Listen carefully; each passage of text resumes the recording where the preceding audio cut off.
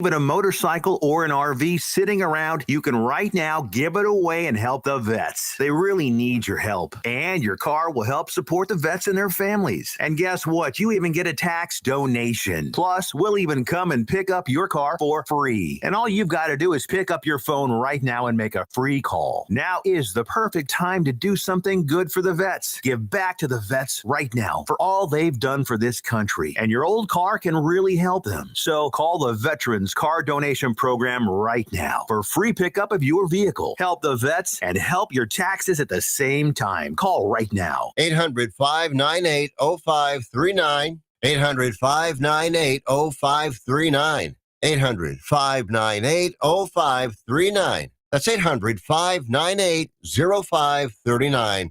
For more than 4 decades, Sierra Pacific Home and Comfort has been trusted by home and business owners for their professional expertise in heating, air conditioning, and solar energy.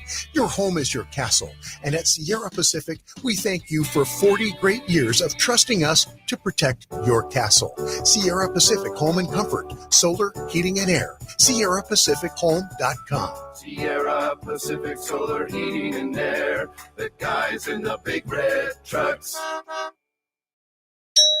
Hey, come on in. Guys. Hi, Jack, in our subdivision? Yeah, I saw your Suburban out front, so I thought I'd see how your kitchen and bath remodel was going. We're delayed. Oh, watch your step. Waiting on subs. Contractors? Yeah. Oh, so you didn't go with Kitchen Mart? No, why? Nothing. That's just why we went with Kitchen Mart. They don't use subs. No subs? No subs? Yeah, with the exception of something very specialized, Kitchen Mart does everything in-house so they can finish on time and on budget. So your cabinets, countertops, plumbing, drywall, electric, and your contractor pulled permits, right? That's the law. Was he supposed to? Well, you mean supposed to? What'd I say? Sub. Sub? Sub. Remodeling your kitchen or bath? 20,000 ecstatic customers agree. No subs means Kitchen Mart's in-house designers, craftsmen, and installers do it right and finish on time and on budget. Kitchen Mart, with 2 showrooms in Sacramento and Rockland. Call 362-7080 or go to kitchenmart.net for a free home appointment. Kitchen and bath, no one does it better than Kitchen Mart. The most trusted name in kitchen and bath remodeling since 1976.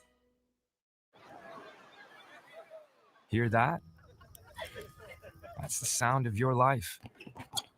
Perfectly imperfect. Beating in rhythm to the world you've created.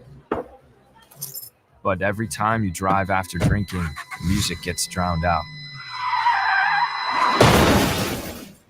Your life sounds pretty great. Don't let a buzz ruin it. Buzz driving is drunk driving. Don't drive buzzed. A message from NHTSA and the Ad Council. Grant Napear is back every weekday afternoon, 3 to 6. This is Fox Sports, KSAC 890 AM Olivehurst, K284CM 104.7 FM Sacramento. Good afternoon, ladies and gentlemen.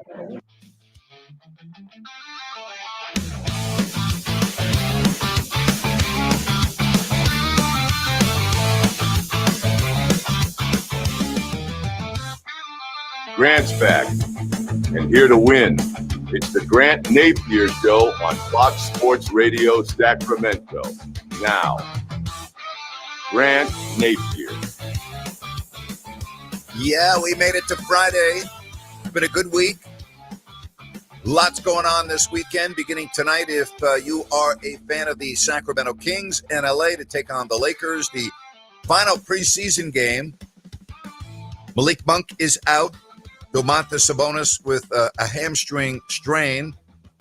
He is out. We have not received any official word from the Sacramento Kings organization regarding Sabonis in terms of whether he will be good to go next week. Chris Haynes reporting yesterday that he had a mild hamstring strain, that was the diagnosis. If it is a mild hamstring strain, and again, I'm saying if, then I don't see any way in the world that he could be ready to play by Wednesday. But I'm not a doctor. And if you were just to look it up on the internet and you go to various sources, under the classification of a grade 1 mild hamstring strain, it's 1 to 3 weeks for just an ordinary person. Now, we're not talking about an ordinary person, which you can look at that both in a positive or a negative light.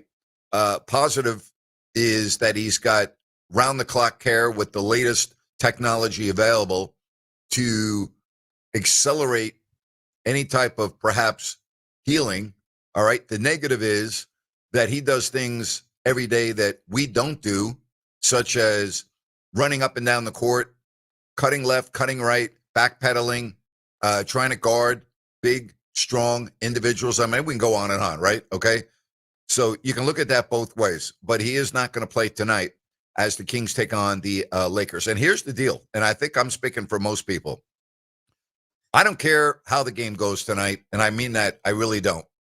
There better not be any injuries tonight. That's what we're hoping for, because you're already without Keegan Murray. And again, I'm going to keep on using the word if, because I don't know, if Sabonis is unable to start the season, if you should lose anyone else in this game tonight that's even remotely close to being in the rotation, that's going to be a nightmare for Doug Christie to begin this 25-26 season. So I'm looking for two things tonight, and only two things. And I really mean that. I'm looking for Dennis Schroeder to look like a real NBA player and no injuries. That's what I'm looking for. What do you think? 916-779-0929, 916-779-0929. Coming up on the show around 5 o'clock, and I say around 5 o'clock because Reggie Theus, who was an original Sacramento King, coming with the team from Kansas City, is the athletic director and men's head basketball coach at Bethune-Cookman in Florida. He's got a lot of stuff going on, and he said, I'm going to call around 5 o'clock. So I've known Reggie for 38 years. And when Reggie says around a certain time, that could mean a window of about 24 hours, okay? So I've been texting with him a lot today. We've had a really good conversation. You know, when I think of this 40th anniversary of the Sacramento Kings, first of all, I can't believe that it's been 40 years. I mean, it just blows me away, because I was at the very first Arco Arena for the third season when I moved to Sacramento in 1987. And when I look back at that team to this day, I still have some really close contacts on that team, and one being Reggie Theus. Reggie is just a phenomenal individual. Reggie is somebody that I look at with a great deal of respect, both as a professional and as a person. I pretty much run the gambit with Reggie. There's only two people in Sacramento that I could say that about. One's Reggie Theus, and the other is Jerry Reynolds, because Reggie was a player for the Kings, coached for the Kings, and also was my analyst on TV for a while. So I've spent a lot of time with Reggie, both professionally and socially, and I just love the man. I'm a huge fan of Reggie's, and I'm very happy that he will hopefully, I say hopefully because I know him too well, call me at around 5 o'clock. And I told him, I go, Reg, I got to have Grant's rant. So if you call at 5, you're going to have to be on hold for 2 or 3 minutes. And he got a real kick out of that. And he said, what did he say to me about my rant? He goes, I'm sure that Grant's rant is a beauty. And I responded, always. So I'm looking forward to it. I'm looking forward to that coming up. You know, when you think about this franchise and starting in 1985, and we talked about this earlier in the week, but it's really hard to believe. You know, they made the playoffs that year and got swept by Houston. They didn't make the playoffs again until 10 years later. All right, 95, 96, when they lost to Seattle in 4 games in a best of 5. And then, of course, we know the rest. 98, 99 is when they started an 8-year run, and then only one playoff since 2006. I mean, it's been lean. It has been lean. That's why whenever I get interviewed or anyone stops me or calls me or whatever the case may be and asks me about the history of the Kings and what's the one thing that sticks out to me, I always say the fans, because the fans are what stick out to me. And when I think of the Sacramento Kings, if you're asking me just in general terms, what's the first thing I think of when I think of the Sacramento Kings, I think of the fans. That's what I think of, because the fans have been unbelievable for, here we are, the 40th anniversary, and they're still passionate, and they're still hopeful, and they're still engaged, whether it's in a positive fashion or a negative, they're still there. And I love that about Sacramento. I think it's such a unique community that way, because the reality is, in many cities in America, and North America for that matter, with a team as bad as the Kings have been over the length of their existence, that wouldn't happen. That would not happen. The reality is, I can talk about the Kings in July. I can talk about the Kings in January. I can talk about the Kings in October. And I can talk about the Kings in April. And there are people that are interested, that want the info, that want to talk about it. There's only a few cities in America that are like that. Denver's like that with the Broncos. St. Louis is like that with the Cardinals. There aren't a lot of cities, and all college towns in the SEC are like that if you want to talk football. But I'm talking about in terms of professional sports. You know, it's just not like that. It's just not. This is an amazingly incredible community. So Reggie Theus around, come on, Reg, don't let me down, Reggie, at about 5 o'clock. I'm going to ask Reg if he still has any leisure suits in his extensive wardrobe. That's the one thing about Reggie. Reggie was decked out to the nines, man. Oh, my gosh. I mean, you and Reggie, you know what? It's also funny when you talk about Reggie Theus, and I'll talk about, he's an avid hunter with bow and arrow. So we have some funny stories that will be coming up. All right, football. George Kittle is not on your 49ers injury report. So there is some renewed light at the end of the tunnel. The problem is that George Kittle does not play defense, and he's not going to be able to do what Nick Bosa or Fred Warner do. So that is a problem, okay?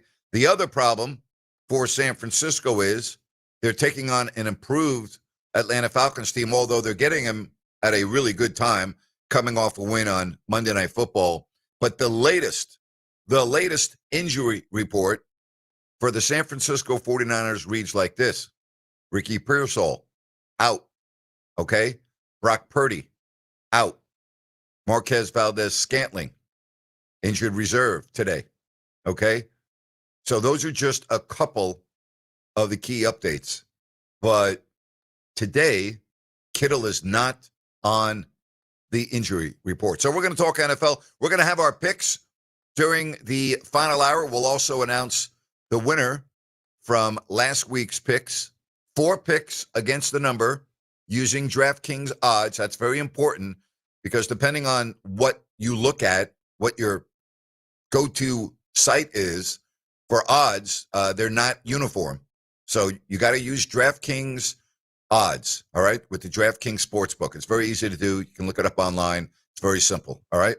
Use that when you make your picks, and you may get a $100 gift card courtesy of Bennett's Restaurant. So we've got a lot to talk about. 916-779-0929. So we talk a lot about the Kings, right?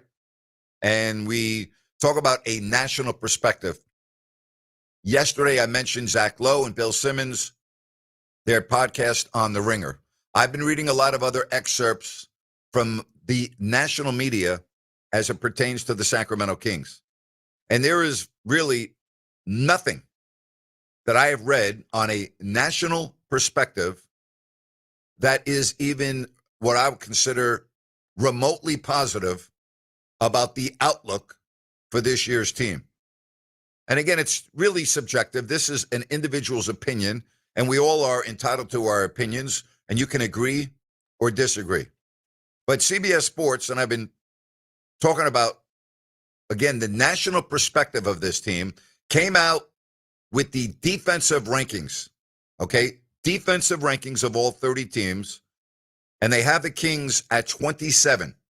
The only teams behind Sacramento in defensive ranking, Charlotte 30, Chicago 29, Washington 28.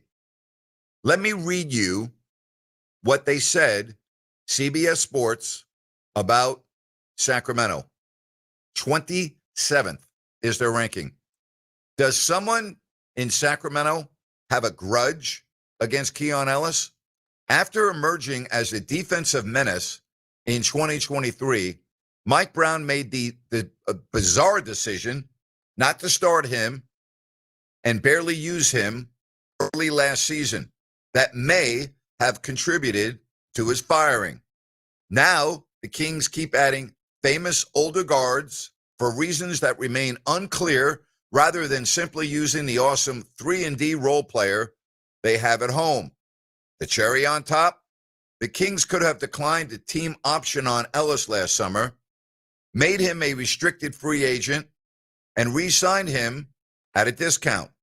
Instead, they kept him for pennies this year, but allowed him to become an unrestricted free agent next summer. Considering he's the only healthy King that does much of anything on defense now that Keegan Murray is injured, it should be a pretty bleak defensive season in Sacramento. Brown always got his teams to overperform defensively, dating back to Cleveland. Without him, a team with no rim protectors and a bunch of washed former All-Stars isn't going to get stops. Pretty bleak summation of the forecast defensively for the Sacramento Kings. And again, without your best defensive player on the floor, and we know who that is, that's Keegan Murray, well, he's not going to be out the whole season, but he's going to be out for a portion of it. That's not good. Sam Quinn is the one that did this story for CBS Sports. All right, let's get to a call or two with RJ in Sacramento. RJ, go ahead. You're on with Grant Napear. RJ, are you there? Hello? All right. Well, sorry, you got to answer the bell. So call back, and we'll try to put you on. You got to answer the bell. All right, a couple of text messages from the 916. Who is worse at announcing NFL games? Rich Eisen on the NFL Network or Tony Romo on CBS? Listen, I'm a big fan of Rich Eisen in the studio. I think Rich Eisen is really, really good talk show host. I think he's tremendous in the studio, but I think he is a terrible, amateurish play-by-play announcer.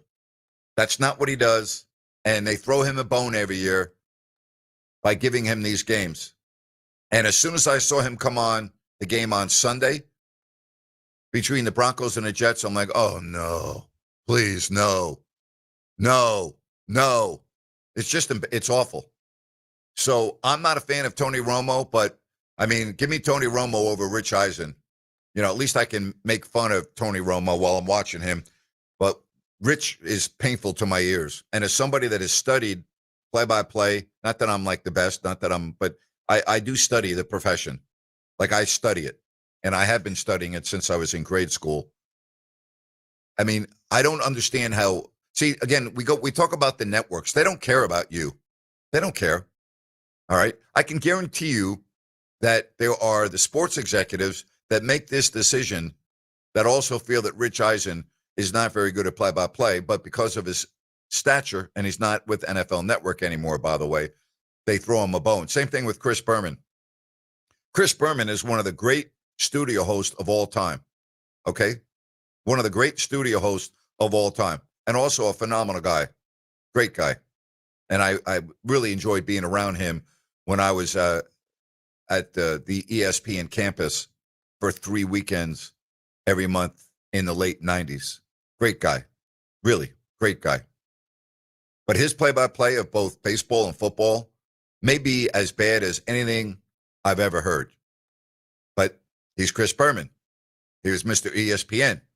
So they let Chris do whatever he wanted, and then he doesn't do it anymore. But for years, he would do baseball, including the playoffs, on the whatever the lowest game on the totem pole was, and the backup Monday night NFL game. Every year, they used to have 2 opening night NFL games, if you remember. And now I'm not saying going back to the 70s or 80s, but if you're talking about this century, and they would give Chris the late game on the West Coast somewhere, and he would be doing the play-by-play, and it was awful. Absolutely horrible. Worse than Rich Eisen. Like, Rich Eisen is Keith Jackson in his prime, okay, compared to what Chris Berman's play-by-play was. Absolutely terrible. I mean, terrible. Incredibly bad. All right, hey, I want to talk to you about your heating and air system. And I want to talk to you about DAS Mechanical, HVAC retrofit and service specialist, also do new systems. Now, right now, until the end of September, or at the end of November, the weather's going to change. It is going to happen. I don't have a crystal ball any more than you do. I don't know if it's going to be a really cold winter or so-so, but I do know this. You're going to go and turn your heater on at some point, and you don't want to become Mr. or Mrs. DAS Mechanical, now until the end of November. A $69 special, a winter maintenance checkup. So you are good to go. You don't have to worry about anything. DAS Mechanical, family owned and operated since 2018, serving Sacramento and Placer counties. Homeowners, businesses for commercial maintenance, DAS Mechanical will take care of you. And if you should need a new system down the road, well, financing options including 0% interest for 18 months available. Go to dasmechanical.org, D as in dog, A, S as in Sam, mechanical.org. You can book everything online, and be sure and look at their 5-star reviews and their numerous Best of the Best awards. Take advantage of that $69 winter maintenance special now through the end of November. dasmechanical.org. Your phone calls, 916-779-0929 when we come back.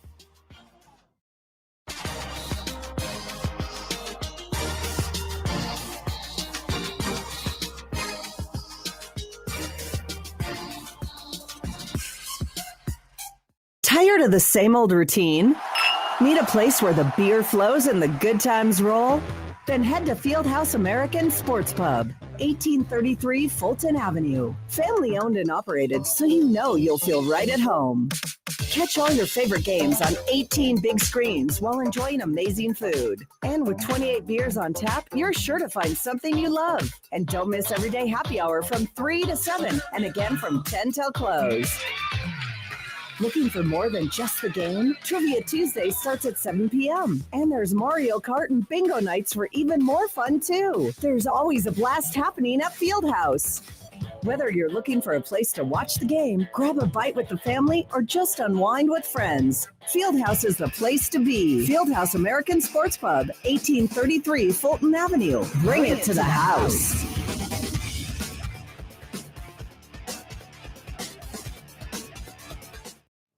Ready to turn your idle equipment into cash? Purple Wave Auction is your solution. We specialize in no-reserve online auctions, bringing nationwide buyers to your doorstep. From excavators to dozers, we'll market your assets to a vast audience of eager buyers. No hauling required. We photograph and list your equipment where it sits. Experience our transparent and simple process with expert support. Join successful sellers who trust Purple Wave. Visit purplewave.com today to learn how easy selling can be. Looking for the ultimate night out? Welcome to HQ Showgirls, Sacramento's premier adult gentlemen's club. We're the only topless club between Reno and San Francisco serving alcohol, beer, wine, and champagne. All inside over 6,000 square feet of pure excitement. Planning a party or a VIP night? Call our VIP manager now at 916-389-0199 to book your table. Come experience the energy at HQ Showgirls, 851 Richards Boulevard, Sacramento. Open 9 p.m. to 3 a.m. Sunday through Thursday and until 4 a.m. Friday and Saturday. Visit hqnightclub.com, where the night begins and never stops. Wouldn't it be great if life came with a remote control? You know, you could hit pause when you needed to, or hit rewind, like that time you knocked down that wasp's nest. Uh-oh. Or that time you forgot to roll up your windows in the car wash. Fantastic. Yeah, a remote control would have come in handy then. Well, life doesn't always give you time to change the outcome, but prediabetes does. With early diagnosis and a few healthy changes like managing your weight, getting active, stopping smoking, and eating healthier, you can stop prediabetes before it leads to type 2 diabetes. It's easy to learn your risk. Take the 1-minute test today at doihaveprediabetes.org. Life doesn't come with a remote control. Yikes! So you're on your own with the wasps. You have the power to take control of prediabetes. Visit doihaveprediabetes.org today. That's doihaveprediabetes.org. Brought to you by the Ad Council and its prediabetes awareness partners.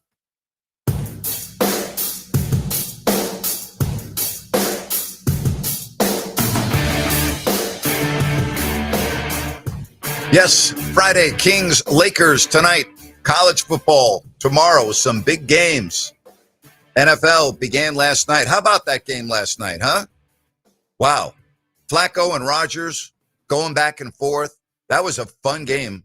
And you don't normally get that, even though they've had pretty good luck on Thursday nights this year. That was a dandy last night. Isn't it amazing the value that we put on preseason? And when I mean we, I'm talking about just the society in general, general managers and coaches, right? Preseason, training camp, the off-season workouts, the voluntary workouts. Are they really that important? I mean, how is it that Joe Flacco can come into the team last week and get there on a Tuesday and have practice on Wednesday and then play on a short week and look like a Hall of Fame quarterback in his prime? I'm serious, right? He still doesn't know the offense the way he will in due time. He's not familiar with the receivers because he hasn't had a chance to work with them. And Jamar Chase last night had one of the best games you'll ever see, period. Joe Flacco was incredible, period. It really says something for experience, doesn't it? Do you remember a few years ago when Baker Mayfield showed up in L.A. 2 nights before the game and ended up playing for Sean McVay and looked like freaking Johnny Unitas in his prime? Do we overvalue training camp? Do we overvalue the importance of preseason in the NFL? Now, obviously, if you're a rookie or a young player, it's different. But, like, if you're Aaron Rodgers, we always wonder why coaches don't play certain individuals in the preseason. Last night's a perfect example. Why would you play Joe Flacco in the preseason? Why would you play Aaron Rodgers in the preseason? Why would you ever play Tom Brady when he was playing in the preseason? I can go on and on. Like Patrick Mahomes, why would I put him on the field in the preseason? Like, these guys know what they're doing. They could go out with a blindfold on and probably get the job done. Pretty remarkable last night. Pretty remarkable. Somebody said on the text line, who are my top 2 NFL announcer teams? Do you view Texas A&M as a national championship contender? Their defense looks elite. Well, they are undefeated, but they've really only had one game of like a worthy opponent so far. So I can't really get a good read on them. And they had a big win at Notre Dame in South Bend. What was the final score? What was it? By 1 point, right? It was, I think, 41-40, if memory serves me correct, was the final score. But in a couple of weeks, they have LSU. They're a top team currently. I think they're 10th. They have to play at Missouri. Right now, they're a top 20 team. And they still have Texas, which is always, regardless of what the records are, the game. So let's just, hold on for a moment before we say that. All right, my top 2 NFL announcing teams. Number 1 of all time, Pat Summerall and John Madden. I don't think we'll ever have a duo like Summerall and Madden. And you could make the argument that anyone with John Madden was great. Whether it was Al Michaels, whoever worked with John Madden, you were going to have a phenomenal telecast. But Pat Summerall and John Madden were the best. And to this day, one of the big thrills for me was when I was doing the Raider games in the early 2000s. I did the Raiders on TV for 5 years. And John Madden came up into the booth for a quarter on one of the games. And that was just so much fun. That was phenomenal. But if you were old enough, if you're old enough to remember Pat Summerall and John Madden, it's as good as it gets.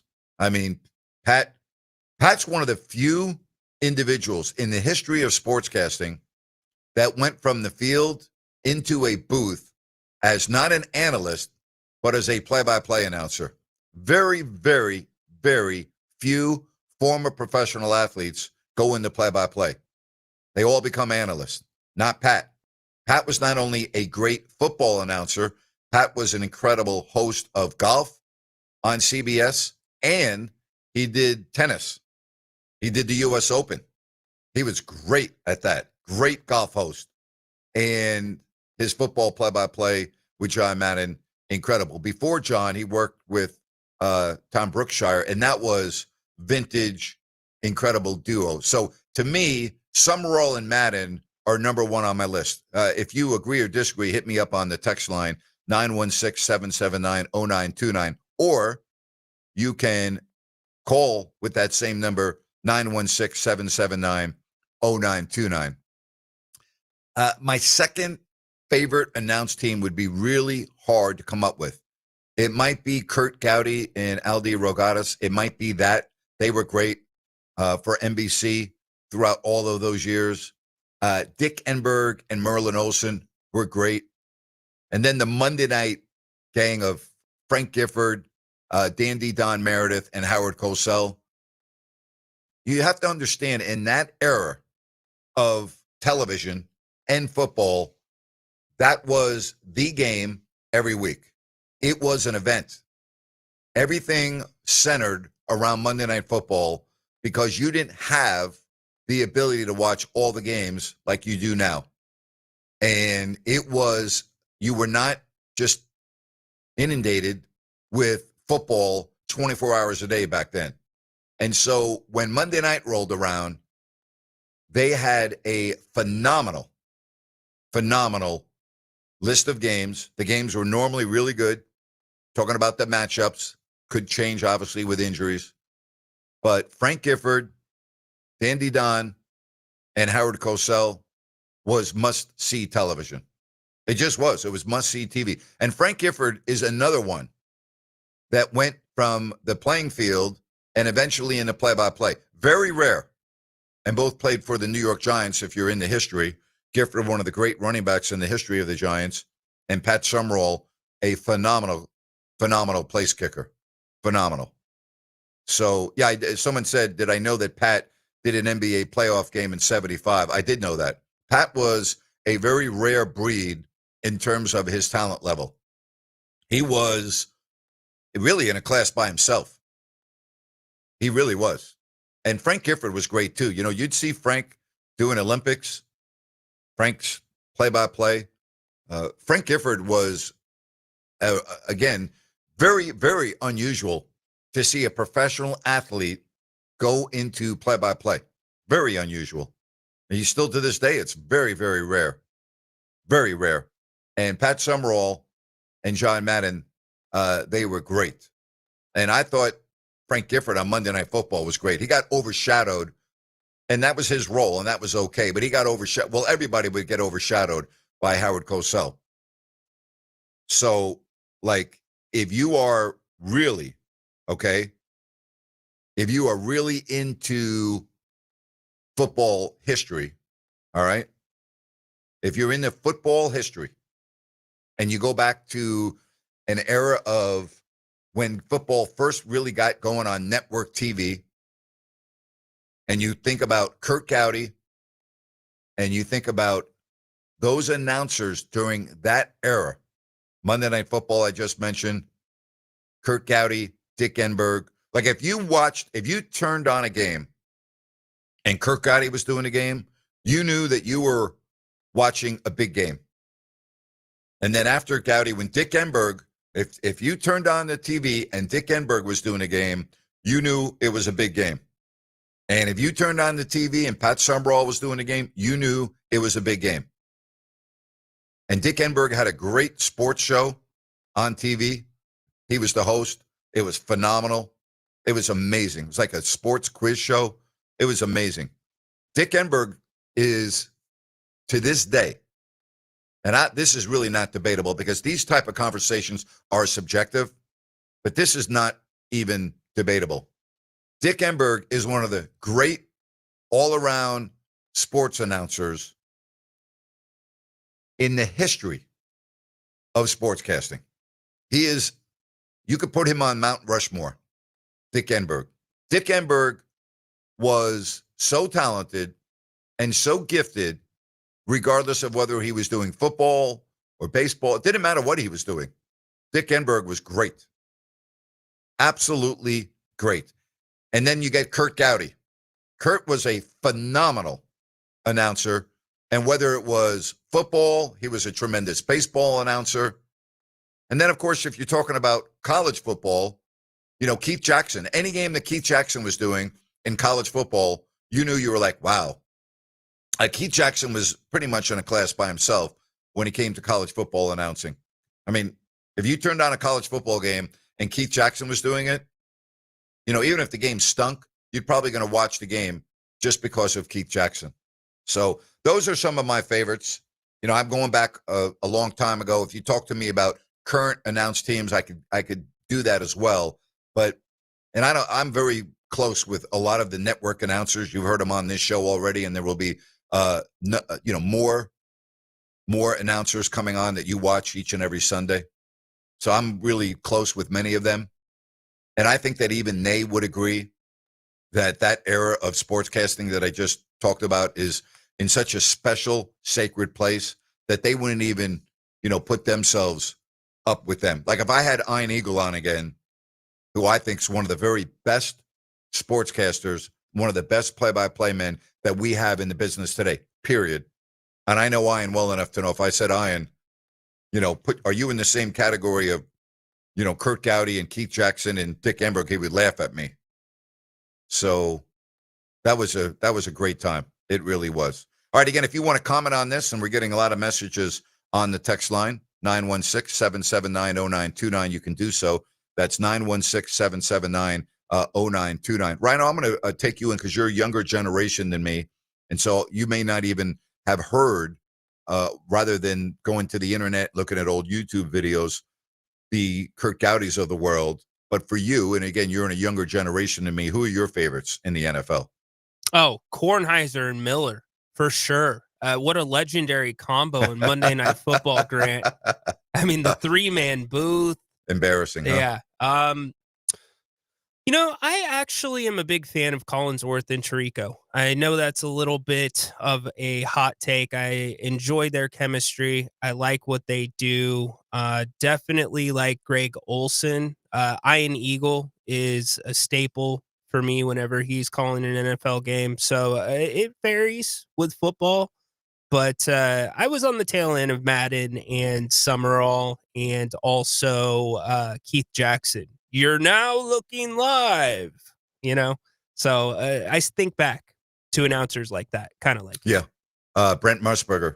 You think about Brent and, gosh, I mean, Brent was sports announcing back in that era. So, all right, appreciate that. Let me throw one more at you. Gorilla Monsoon and Bobby Heenan. Oh, go away, would you please? You need your weekend needs to start right now. Go away, would you? And you're going to put Ivan Putski in there too if you're going to talk to me about that era. Oh my God! All right, again 916-779-0929. Don't forget Reggie Theus right around 5:00 today. Fingers crossed for Reg. 5:00, a little bit later. Love this, love it. We've got a lot going on. The Kings and the Lakers tonight. And we will keep a track on baseball. How about the Toronto Blue Jays and the Seattle Mariners? How about that series?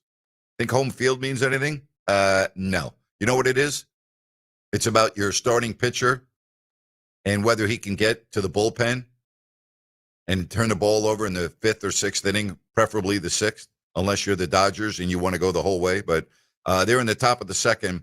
In a pivotal Game 5 with still no score. All right, let's get to Daniel right here on Fox Sports Sacramento. Hi, Daniel. Hey, what's up, Grant? Thanks for taking my call. Just wanted to jump in on the discussion of favorite NFL announcers. I'm a really big Kevin Harlan fan, so I love listening to him and Trent Green. They're always a great listen. I was also a really big fan of Greg Gumbel. So him and Phil Simms, they were a great duo. I caught sort of the tail end of Madden and I'm sorry, I'm blanking on the announcer. Pat Summerall. Yeah, Pat Summerall. Yeah, so I kind of caught the tail end of their run. So I grew up on Al Michaels and John Madden, Monday Night Football. That being they were great. the game. Yeah, it doesn't really feel like Monday Night Football is the premier game anymore. But when they were on the call, just always great. Madden with the whole turducken thing during the Thanksgiving holiday. So it's great. I would say that for me, they're my top. Thank you, Daniel. Appreciate it. Have a good weekend. So when the Giants in, I think it was 2001, beat the Minnesota Vikings 41-0 in the NFC Championship game, the Kings were in Dallas on a Monday night.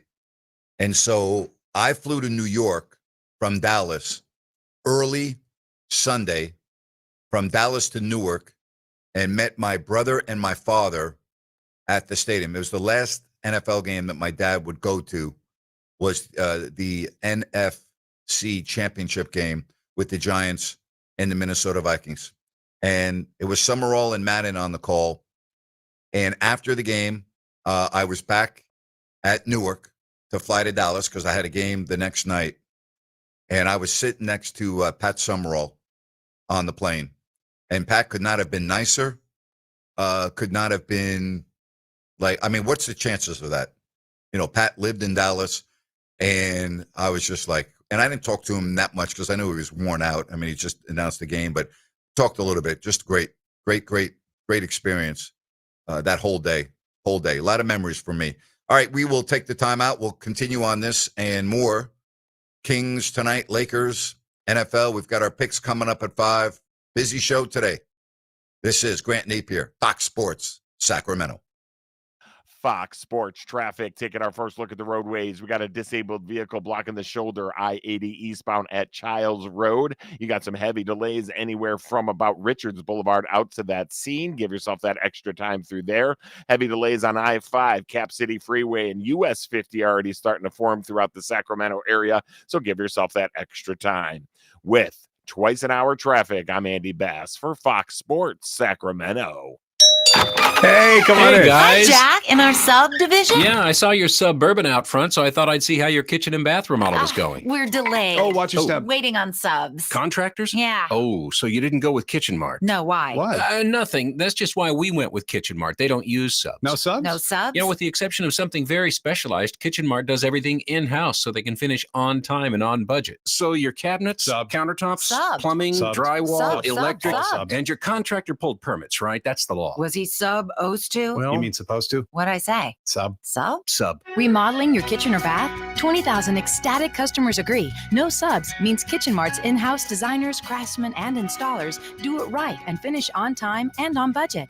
Kitchen Mart, with 2 showrooms in Sacramento and Rockland. Call 362-7080 or go to kitchenmart.net for a free home appointment. Kitchen and bath, no one does it better than Kitchen Mart. The most trusted name in kitchen and bath remodeling since 1976. The statewide special election is November 4th. All voters will receive a ballot in the mail and have several options to return their ballot conveniently, including a postage-paid envelope. You can also vote in person at any vote center and have access to your ballot in an accessible format, as well as receive assistance in multiple languages. Be sure to vote early and avoid the lines. Learn more at elections.saccounty.gov or call toll-free 1-800-762-8019. Hey, it's Grant Napear for Village Financial Group. I have known broker owner Spencer Grimmenstein for 25 years, ever since he began his family-owned business. Whether it's a home equity line of credit or buying or selling a home, Spencer is a very creative financing specialist with access to private money. Check out Village Financial Group at bfgloans.com or call Spencer at 916-805-4868. Be sure and call for the investor special.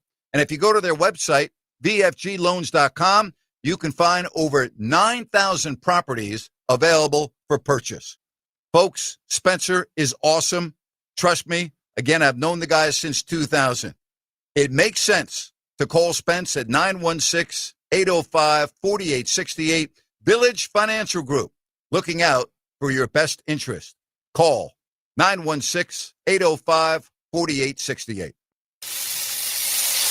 Looking for the perfect spot to watch the game and enjoy amazing food and drinks? Look no further than Fieldhouse American Sports Pub. Family owned and operated, Fieldhouse is passionate about creating a fun, welcoming atmosphere for everyone. Spice things up on Tuesdays with Taco Tuesday. Buy any order of our delicious tacos and get a refreshing margarita for just $6. On Wednesday, Fieldhouse features incredible drink specials. Enjoy $5 well drinks and ice cold pints all day long. Fieldhouse was voted the #1 sports bar in Sacramento. Tons of TVs, a mouth-watering menu, and daily specials. It's the perfect sports bar to catch all the action. Visit us today at 1833 Fulton Avenue. Fieldhouse American Sports Pub, where the food is fantastic, the drinks are flowing, and the good times never stop. Fieldhouse, bring it to the house.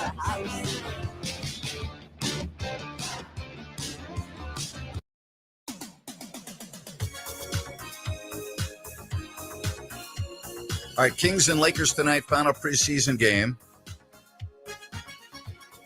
No Sabonis, mild hamstring strain as reported by Chris Haynes. No Malik Monk illness. It looks like DeMar DeRozan's not going to play. Russell Westbrook's not going to play. So, this will pretty much be a scrimmage, I think, and it's a good opportunity to see the younger players. Said, Grant, please rate Vern Lundquist. Rate Vern Lundquist.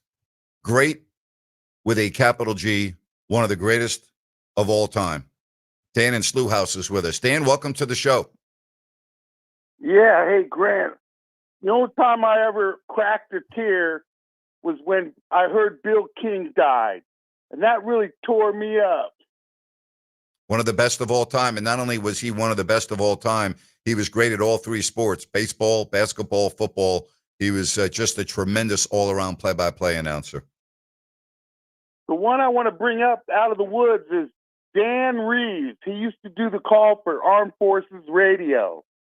And he said one time when an offensive lineman got a penalty, he said, he's a real penalty getter in his southern drawl. And it was the greatest I ever heard. Thank you, Grant. Thank you, Dan. Appreciate that. So many generations you can go back and to the era that I'm talking about. You can talk about now. I love Buck and Aikman. I know that Joe gets a lot of criticism. I don't quite understand that. He's a tremendous, tremendous talent. Just an amazing talent. 916-779-0929. That's 916-779-0929. When you think of announced teams, I think it's great that we talk about announced teams rather than analyst play-by-play, right? Because they're so important to have chemistry between them. And when you talk about Dick Enberg, you can't really talk about Dick without Merlin Olsen. And when you talk about Kurt Gowdy, you can't really talk about him without the Rogatis. And when you talk about Pat Summerall, you can't really talk about him without mentioning Brookshire or Madden. I mean, you just can't. It's like a marriage almost, right? You talk about one, you talk about the other. And that's what's great about broadcast teams. And you think about some of the great broadcast teams and our favorite broadcast teams. I brought up Monday Night Football with Gifford, Dandy Don, and Howard Cosell. Like, you could never talk about Monday Night Football without mentioning Howard Cosell. And you could never talk about Monday Night Football without talking about Dandy Don. You just couldn't. They were linked at the hip. They were the entertainment. They were great at what they did. But Monday Night Football was not just a game. It was a TV show. It was a great form of TV entertainment. And then, oh, yeah, the game is going on. And the commentary from Howard, you never knew what he was going to say next. It's kind of like Bill Walton when Bill was announcing. And I had the opportunity to do games with Bill, and that was an experience. But when you think about broadcast teams, you very rarely just talk about the play-by-play announcer or you very rarely talk about just the analyst. And if you do, most of the time, it's because there was a disparity between the two, and you really liked one, but you didn't really care for the other. So, like, when you talk about Vern Lundquist, Vern was great.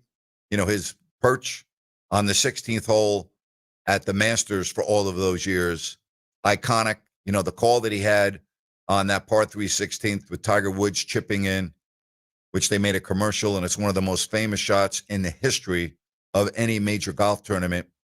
Vern Lundquist on the call made it that much more special. And Vern's a treasure. And I miss him so much doing SEC football with Gary Danielson. They were a great team. Vern doing anything was great. Vern doing the NFL was great. Vern doing college football was great. Anytime that Vern Lundquist was doing an event, it was just like, wow. He's just an institution. Just plain and simple, an institution. So, you know, we talk about announcers and great play-by-play announcers, and I'm speaking more on network TV. You can go local sports too, but generally it's the play-by-play announcer and the analyst.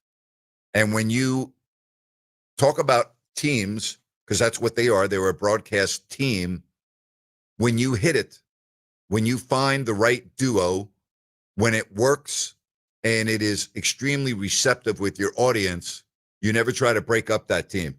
You try to squeeze every drop out of the sponge and have them go for as long as they can. Because it's not the norm, it is the exception to find greatness in a duo in the broadcast booth. That's why you see networks even today switching their lineups almost on an annual basis, right? Phil Simms and Jim Nantz were great, but they brought in Tony Romo because they thought he would be better. I'm just using this as an example. Fox, right? I mean, let's just call it the way it is. Tom Brady is not worthy of the number one seat. So what happens? They take a popular guy who just won an Emmy and Greg Olson and bounce him down the ladder. And you put Brady in with Kevin Burkhardt, and I think they're so-so. Like when you think of great announced teams, nobody is going to pick the duo of Kevin Burkhardt and Tom Brady. Nobody. Here's another one. Hank Stram and Jack Buck. Stram and Buck were great. They were phenomenal. And they did Monday Night Football on radio in addition to other things, and they were unbelievable. Jack Buck doing anything was unbelievable. Buck and Stram were one of the great broadcasting duos in the history of broadcasting. So good one there. So again, a lot of this is subjective because your opinion may be different than my opinion. But the one thing I don't think we can debate is when you talk about great announcers, very often you always mention the broadcast team. You mention not only the play-by-play announcer, you mention the analyst. And when I think of the great broadcast teams of all time, I'm generally talking about broadcast teams. Like if I think about Kurt Gowdy doing NFL football, I'm thinking of him doing it without the Rogatis. If I think about Joe Garagiola doing the game of the week on NBC, well, he's right next to Tony Kubek. And they were like, you know, those two were synonymous with Major League Baseball.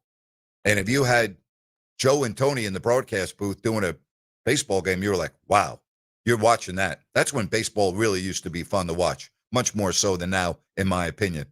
Those were legendary voices. They were great. Phenomenal. All right, let's get to some phone calls with Jason in Stockton. Jason, thanks for calling the show. Go ahead. Thanks, Grant. Wanted to let you know I think Romo is a good announcer. Maybe not the greatest, but I just wanted to put his name out there. I know you're not a Cowboys fan. I'm a Cowboys fan, and I've enjoyed hearing him in the booth. But what I really want to say is we talk about this in my family all the time of some of the greatest ones. Grew up in Stockton and listened to a ton of Kings games, but Grant Napear and Jerry Reynolds holds true in my family. Oh, boy. Turn the sprinkler systems on. Tyreek Evans is on fire. Any of those taglines that you had growing up, man, it's a travesty that we don't get to hear you on Kings games anymore.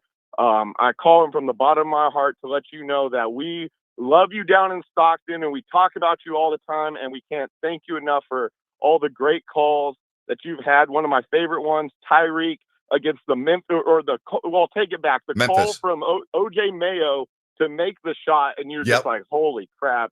And then Tyreek inbounds and hits it from the half court. Jason already out on the court before the bucket goes in. That was one of my favorite ones ever, and you've had some great ones. And I know you're not one to give yourself the kudos, so I had to call in. Well, and thank you. Rag you a little bit about the Well, Cowboys. that's good. Hey, I've got something for you. I've got something for you. Oh, if you don't like that, right. you don't like Jason and Stockton. Oh, boy. That's it. I love that. Thank you so much, Grant. You have a great rest of the day. Have a good weekend. I love that. Thank you very much for the compliments. Oh, gosh. Jason just got a free cameo. Yes. How about that? I hope he has a way to, well, he can go back on YouTube. He can listen to it whenever he wants, or when I download this on my podcast platform. But yeah, he just got some special treatment, right, Rhino? He did indeed. But it's true. I mean, for many of us here locally, you and Jerry, I mean, you two were recognized around the league as one of the best duos via many national publications for local broadcasts. And for baseball, Kruk and Kipe, those two have been an institution for the Kruk Giants. and Kipe are, when I think of the San Francisco Giants, those two have to be right at the very top of my list. I think they're the best broadcasting duo in all of Major League Baseball. And I'm not a fan of the Giants, but I'll watch the Giants just for Kruk and Kipe. That's a good one. So Jerry and I don't talk about these polls and when it relates to me, but we were very appreciative of the support nationally. And we don't like to talk about it that much, but trust me, we were extremely grateful for the support that we received, obviously here in the Sacramento community in Northern California. Greatly appreciative. And it's why I came back and am doing this show now, to be quite honest with you. But when you get respected by your peers around the country, then it's a tremendous source of validation for what you're doing and whether you're doing it right. Because one of the hardest things about this business is you can't really evaluate yourself. I've never tried to evaluate myself. I've always let the fans evaluate me and the people that hire me evaluate me, because if they don't continue to hire me, then I don't have I don't have a forum, I don't have a platform to do what I'm doing. So you always wanted to try to make the people that are hiring you happy, but really what it comes down to are the fans. And the fans are the ones that dictate whether you have a job or not. Although there are a lot of bad announcers that I still to this day have no idea how they remain in their present position. There are so many bad announcers out there, and I've never quite understood that. But I let the fans determine whether I'm good or not. That's how I've always rolled. We'll roll in hour number 2 with more of this conversation right here on Fox Sports Sacramento.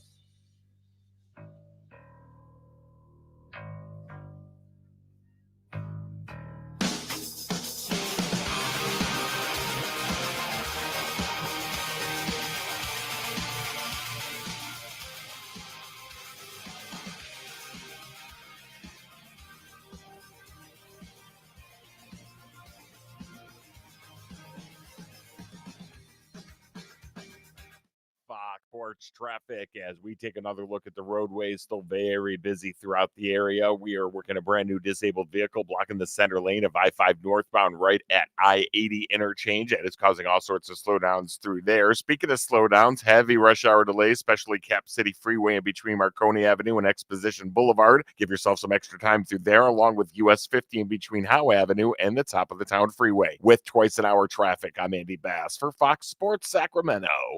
Hey, it's Grant Napear for DAS Mechanical, HVAC retrofit and service specialist. They also do new systems. And now that the calendar has hit October, you're probably not rushing to grab your sweaters and jackets just yet. But before long, it will get chilly. Will your heater work to your satisfaction? Well, right now at DAS Mechanical, they have a $69 pre-winter maintenance checkup. So take advantage of this early by going to dasmechanical.org. That's dasmechanical.org. Whether it's for your home or business, with amazing financing options available, including 0% interest for 18 months, this family-owned and operated business since 2018 will take care of your heating and air needs. Take advantage of this $69 pre-winter maintenance checkup now. Go online, dasmechanical.org. You can schedule online, look at their 5-star reviews. That's dasmechanical.org.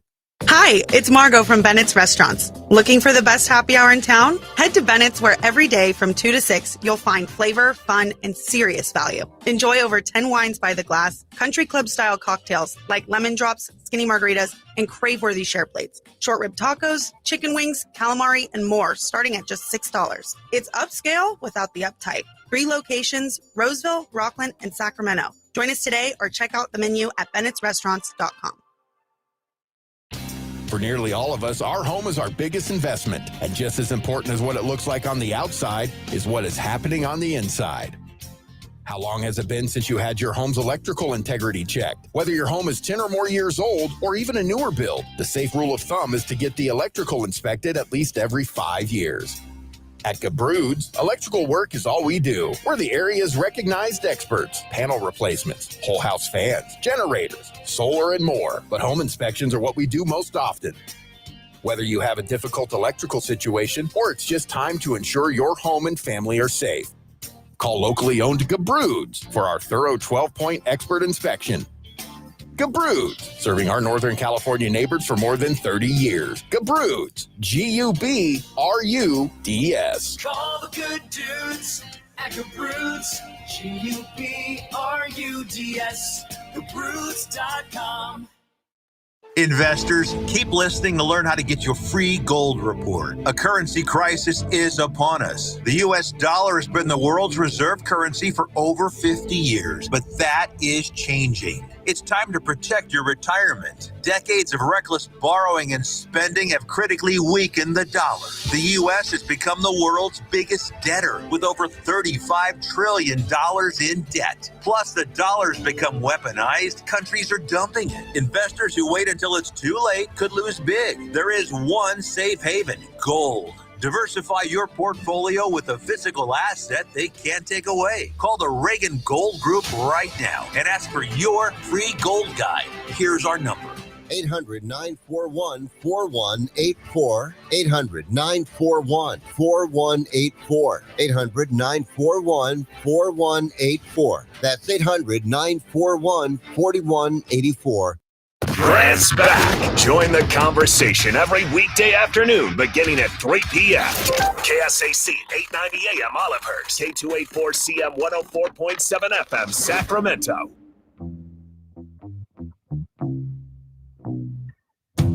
Getting you into the weekend here on the Grant Napear Show, Fox Sports Sacramento, having a nice conversation regarding sportscasters. 916-779-0929. That's 916-779-0929.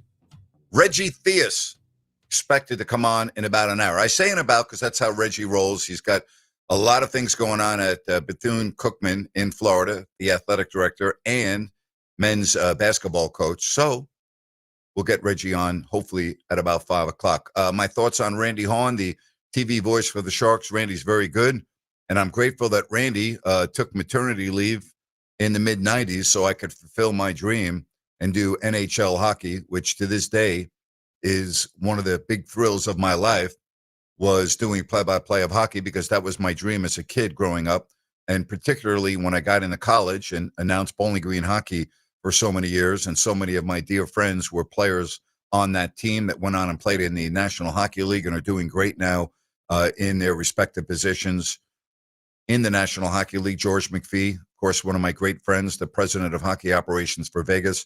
Brian McClellan, who was also the co-captain with George at Bowling Green, the general manager of the Washington Capitals, and so many others. But like, for me to do NHL hockey, and I wish I had done it on radio instead of TV, because the beauty of hockey on radio, it's incredible.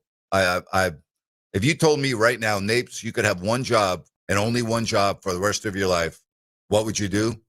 I would say, give me any radio play-by-play job in any city, in any National Hockey League, right, organization. I don't care if it's Canada.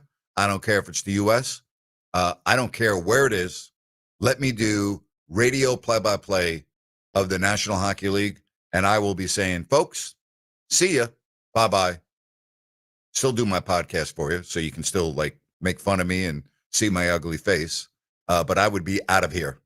That's the only, it's really, there are very few, if you told me I could do the radio for the Giants, New York Giants, I would leave for that, and then hockey. That's it. Wouldn't leave for anything else. That's how much I feel about doing hockey. Absolutely nothing like doing hockey. It's a great sport, but it's the most enjoyable sport for me to announce because it's nonstop and there's not a lot of chit chat. And the action is so fast and so furious, and you do not have time to formulate what you are going to say when you're doing hockey. It's just too quick. It is incredible to do. It's a real challenge, and it's something that I was so grateful. You talk about Randy Hahn. Like, when I think about Randy, I'm thinking about, well, gosh, he's been there forever, him and Dan Ruzanowski. And then I'm thinking, gosh, Randy, thank you so much. Thank you so much for stepping away in the middle of the 94-95 season so that I could do some hockey. And that was a great thrill of mine. All right, if you want to get in on the program, 916-779-0929. That's 916-719-09 or 779-0929. That's 779-0929. Said, I remember in PlayStation Home, I heard Grant doing Kings highlights in the NBA room. Crazy to hear him via a virtual world. I was not even aware of that. Do you know that I'm probably the only one listening in this entire audience that's never played a video game or a PlayStation or anything like that? Never. Not once. I mean, not once. Now, I used to go and play games at arcades, pinball machines, things like that, racing things. I mean, I've been to arcades before and I've played that. But in terms of sitting at home with a PlayStation or video games, not once in my entire life have I ever done that. And Rhino, I'm probably not going to start now. I'm sorry. I know you do it all the time. You got your virtual glasses on watching hockey, which you told me was an incredible experience. Oh, yeah. I think it's the future of sports. Yep. I think as that technology continues to develop, owners are not going to only sell tickets to the game, they're going to sell digital seats to the game where you're going to be able to have a view from that seat. Which is unbelievable, right? I mean, it's incredible to think about where technology has gone and where it's heading. Like, and I mean this, you're much better at this, and I think a lot of it is because of your generation. I can't keep up with all of it, and I'm not really into keeping up with all of it. Like, without you on a lot of these things that we talk about, I would be lost. I could always talk to my kids, but, like my sons are in their 20s. Getting a hold of them is like, getting hold of the president. You know what I'm saying? Like, it's not easy. So, like, you have, like, broadened my horizons as it relates to social media and things like that, because I don't know anything about it. Like, I'm just like, just what you know me well enough now, Ronald. You know what I like to do? I like to turn the microphone on and I like to start talking. Yep. Like, that's what I do. I'm a broadcaster. I'm not a gadget guy. Like, you know me. When you talk to me about certain things, I'm like, just tell me. Just tell me. Like, I don't have the patience to deal with it. I am show up, turn the microphone on, and let me do what I do best. All the other stuff, I need people to do it for me because I have no idea what I'm doing. Yeah, and in some ways, you've done the opposite for me with all the stuff I don't know, and I'm continuing to learn and where I've gotten to producing this show and working with you on the post game. So it works out well for both of us. Yeah. We've stretched each other's backs. We all have our individual gifts and our individual talents, and I have leaned on many people over the years. When I started my podcast, I leaned on a guy named Jeff Holden, and Jeff is a pretty well-known name in the Sacramento radio and broadcasting industry, and he has his own company now and does just amazing work in production and podcast, and he was nice enough to teach me all the ropes, and it was daunting at first, and he walked me through everything and always stayed in touch with me, and going down to a studio and him helping me and teaching me how to edit it and teaching me how to put it on the podcast platform and teaching me all the things that were so important for me to learn. And he was instrumental in me starting my podcast back in October of 2020. So there are people that, even though I was a quote unquote veteran broadcast professional, well, this was a part of broadcasting that I didn't know anything about, that was foreign to me, that I had to learn. And he was nice enough to spend his time and hours of making sure that I was going to be fine when I ventured out onto my own, because he helped me.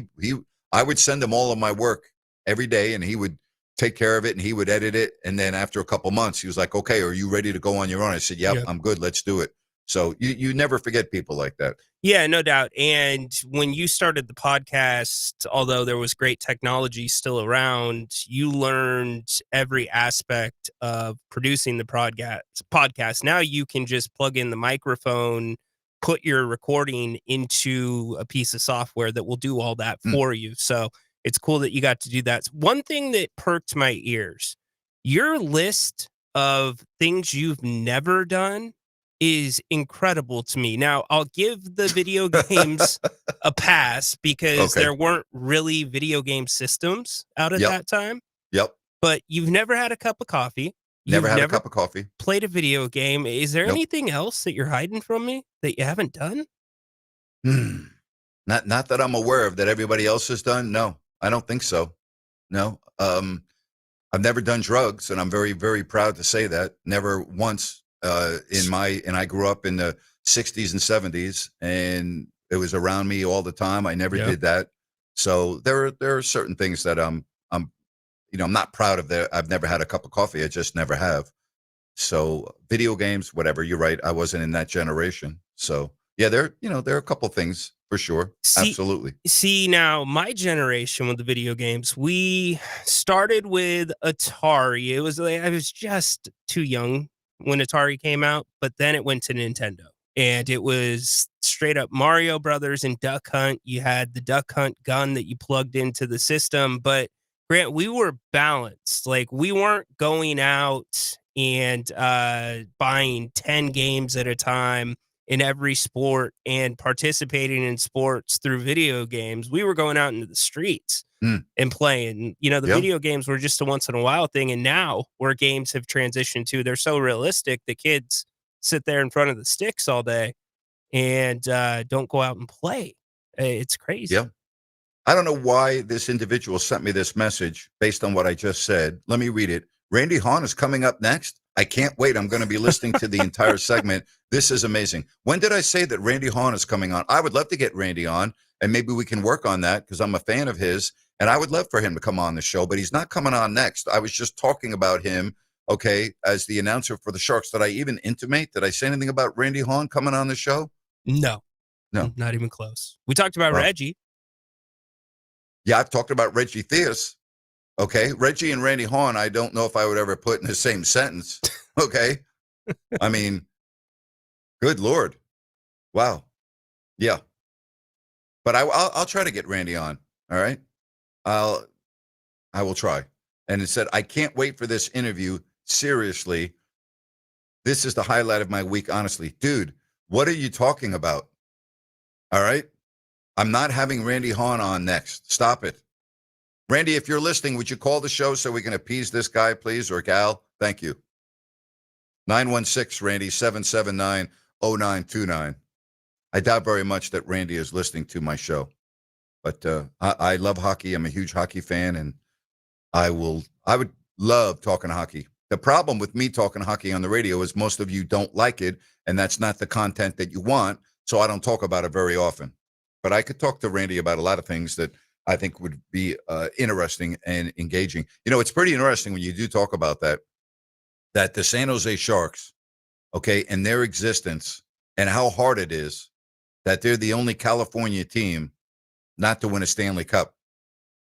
Anaheim, the LA Kings have had their parades, have hoisted the cup, and San Jose has had better teams in many, many of the years with a bigger opportunity than the LA Kings or the Ducks through the history of their tenureship, and they've not been able to do it. It's unbelievable. They just have not been able to break through and win the Cup. And how hard must it be to be a fan of the Sharks and see an expansion team like Vegas come in and go to the Cup their very first year and then win it 6 years later? Like, that has got to be so painful if you're a Sharks fan, to see a team that didn't even exist get to the Stanley Cup Finals in the first year and then win it 6 years later. It's pretty amazing. It really is.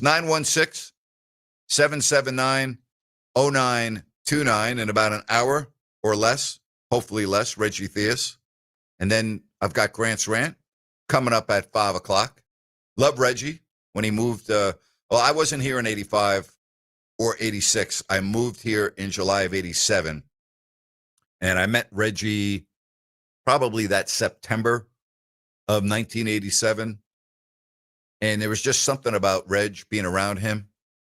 He was just, and to this day, I consider him a very good friend. And I have immense respect for him. Immense respect for him. All right, let's get to some phone calls. Why don't we start with BJ? BJ, you're on with Grant Napear. How are you this Friday?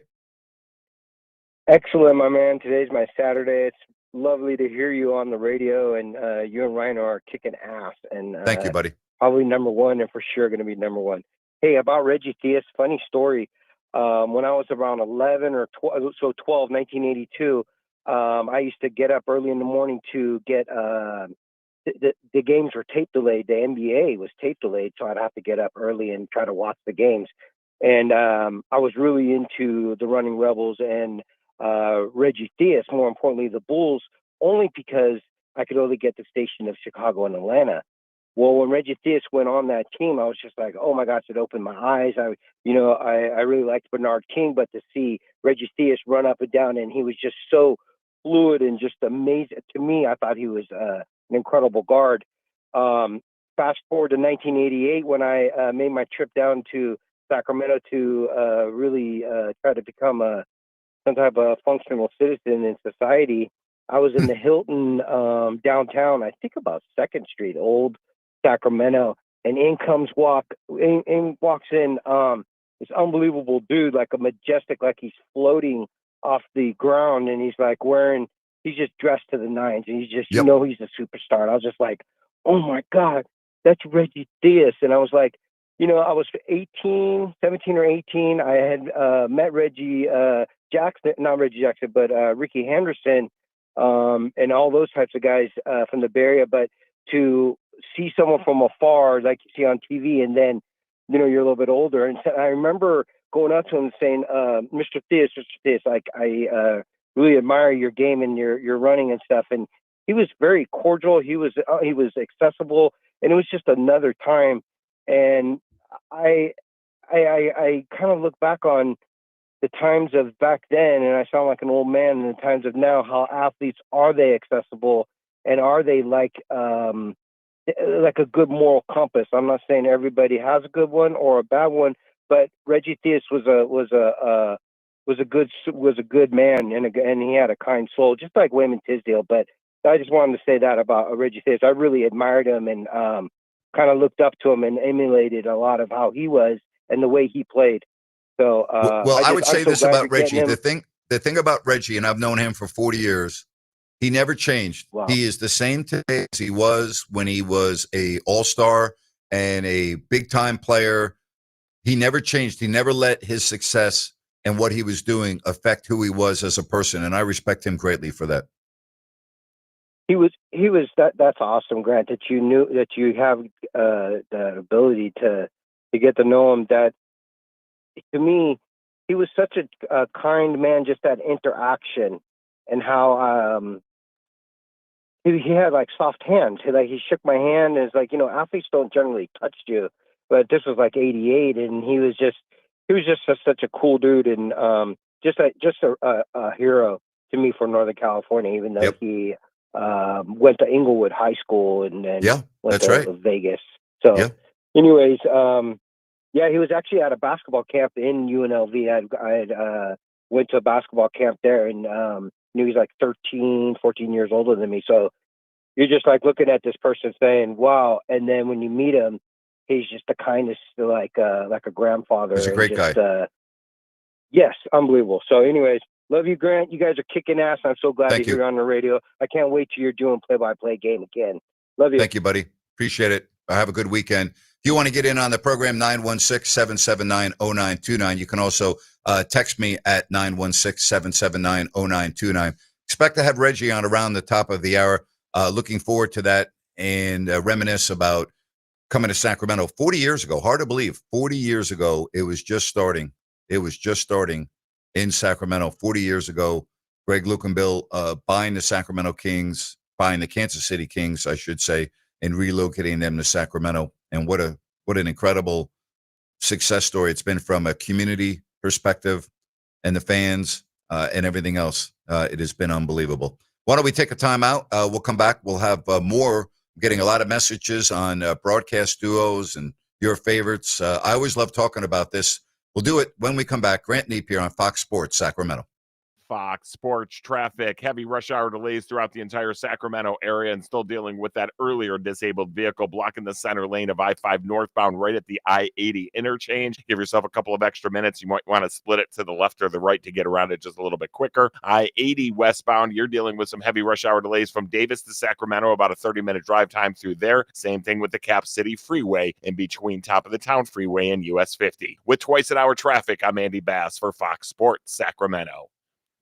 Traffic brought to you by Gabroods Electrical. Homeowners, for any electrical project you need done, trust the good dudes at Gabroods. Locally owned, 5-star service experts, and always transparent prices and solutions. Say goodbye to your electrical issues with Gabroods. GUBRUDS.com.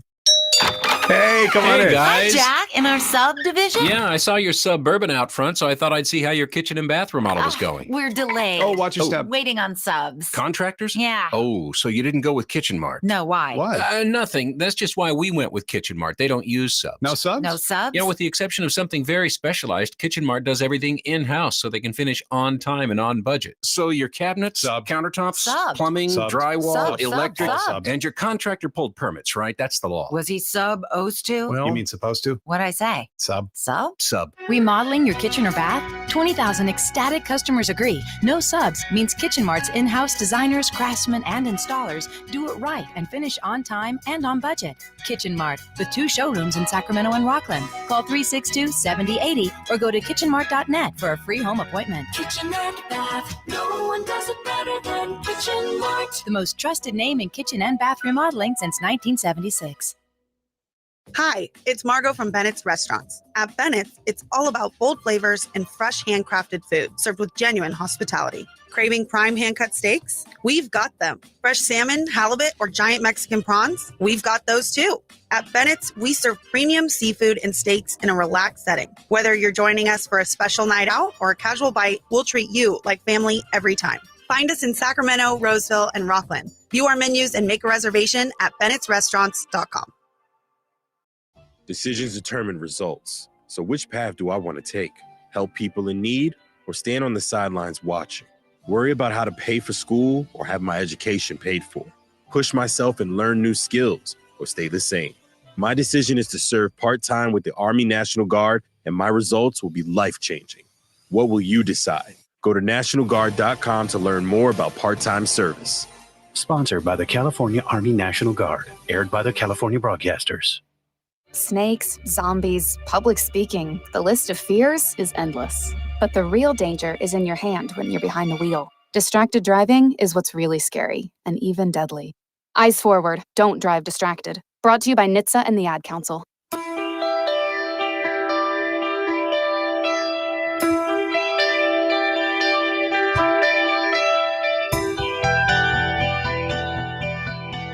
Reggie Theus, hoping to get him on in about 30 or 40 minutes.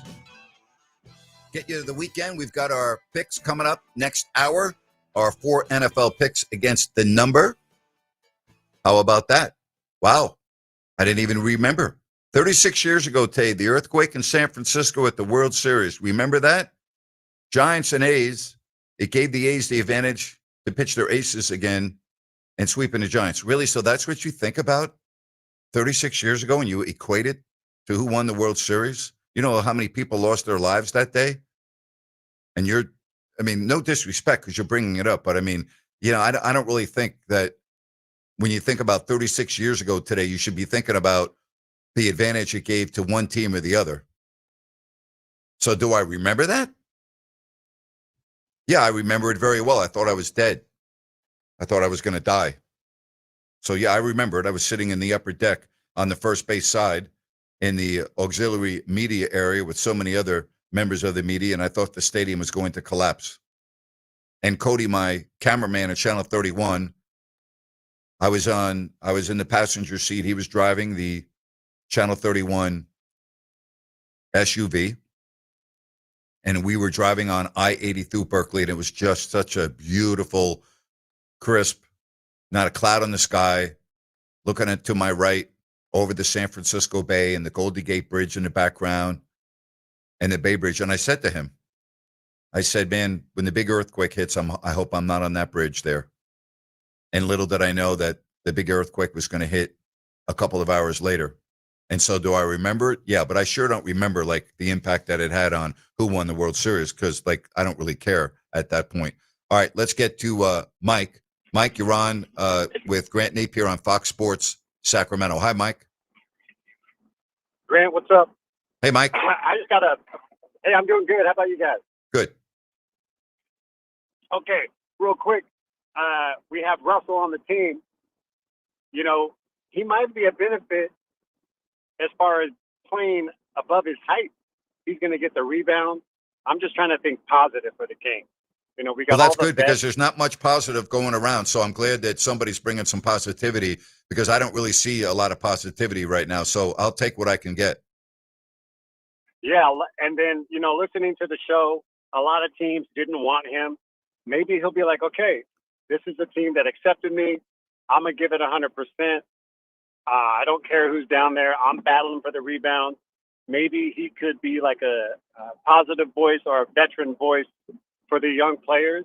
Yeah, maybe the Beatles would come back too, and we can all go to a concert at Golden One Center too. You made a mistake in one of your comments you made to me. You said a lot of teams didn't want him. That's inaccurate. Nobody wanted him. There were 30 teams in the league. Okay. Nobody wanted him except for the Kings. The season starts on Tuesday night and for the Kings Wednesday. And had the Kings not agreed to a deal with him, which is non-guaranteed, by the way, he wouldn't have had anyone to go play for because nobody else wanted him. So it's not a lot of teams. It's all the teams. Okay. Also, I do want to point out that you said, hey, you know, the Kings could have made this move a while ago. He gets the training camp. He gets the preseason. Instead, we get him and the season starts. So I don't understand that necessarily. I'm just trying to see like where the silver lining is for the Kings. See, that's how bad things are, Mike. Mike, that's how bad things are. No, really, I really mean this. Things are so bad right now and so dire with the Sacramento Kings, both from a local fan perspective and a national media perspective. I've been reading stories and excerpts almost on a daily basis about everyone tearing down this franchise.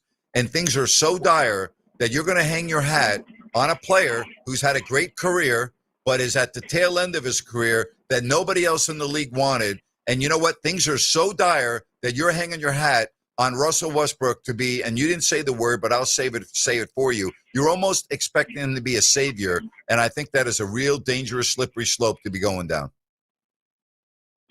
I know. So another thing, I had the privilege to meet some of the Kings ownership. Not Vivek, just some other guys. I don't know who they were. But I was able to talk to them. And I said, hey, I'm a big Kings fan. If you cut me, I bleed purple. And they told me, okay, this probably isn't going to be our year. And I said, hey, you know, maybe other teams will just sweep on the Kings. They're going to be the same old Kings, you know, the doormat of the league. Everybody just steps on Sacktown. Well, they said, well, one of my girlfriends told me that. And I'm going to tell you what I told her. 2027 is our year, which brings me to my next point.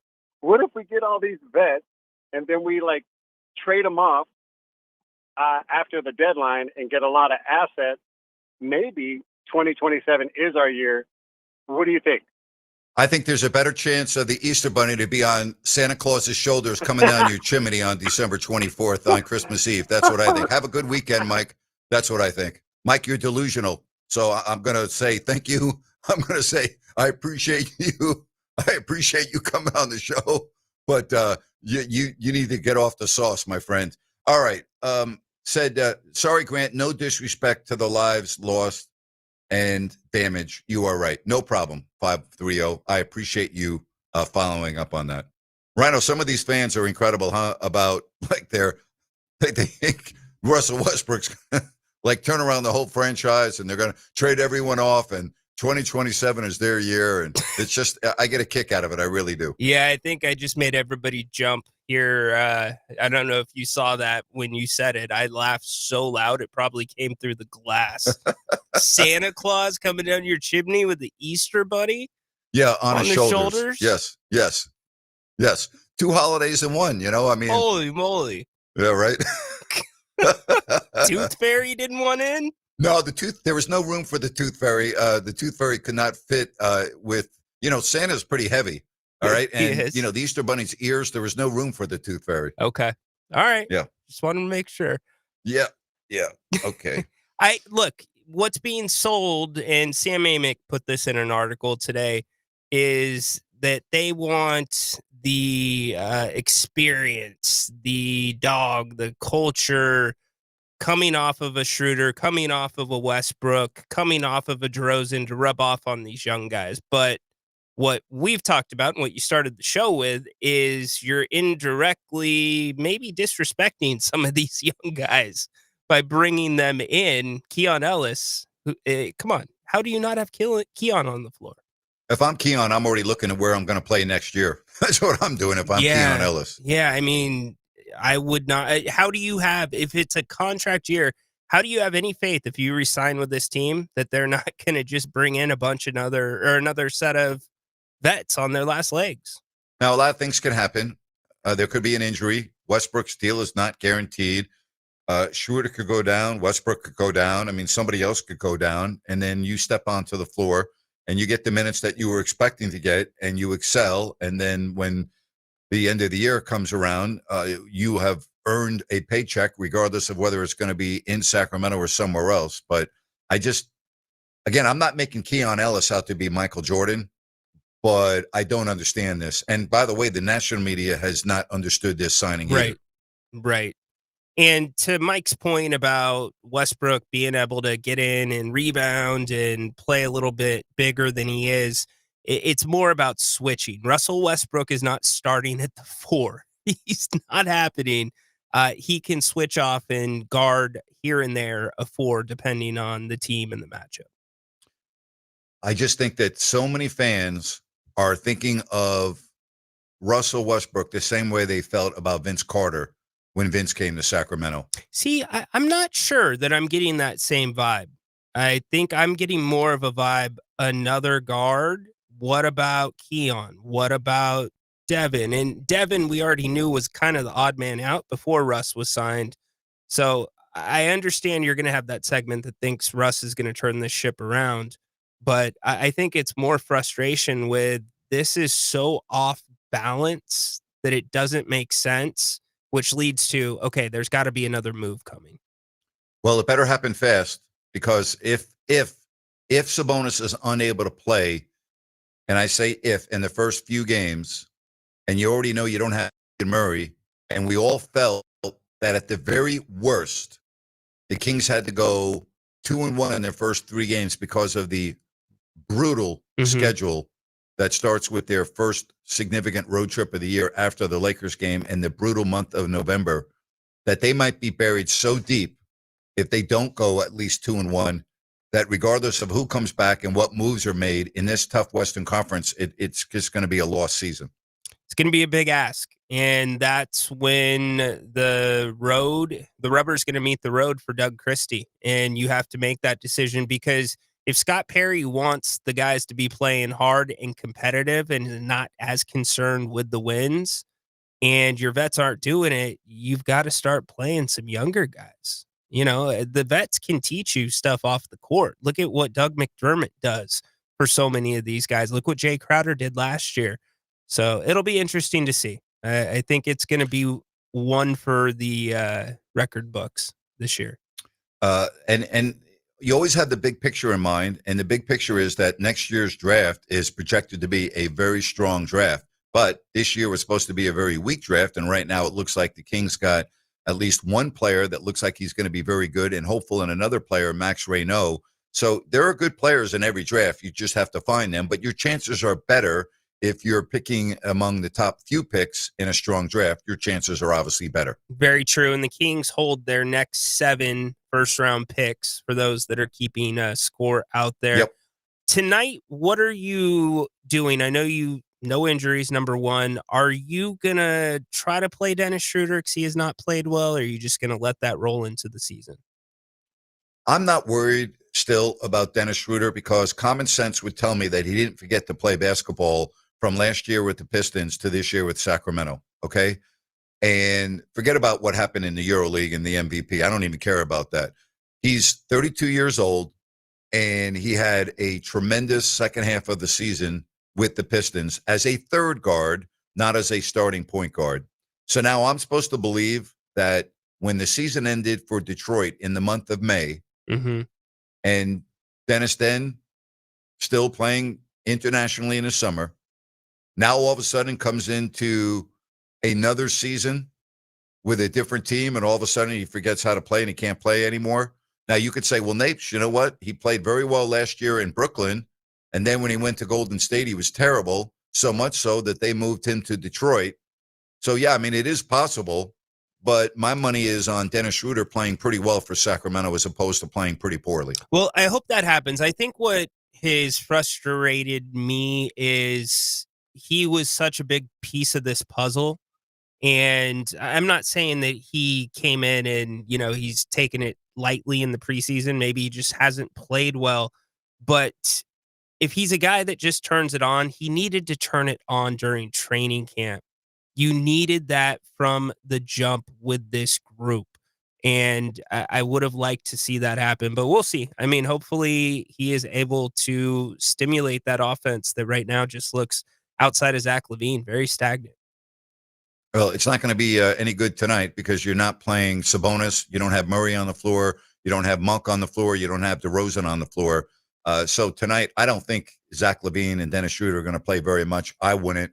I would play the Devin Carters 30 minutes. Keon, I would play 30 minutes. I would play Max Reynaud 30 minutes. I would play Neek 30 minutes.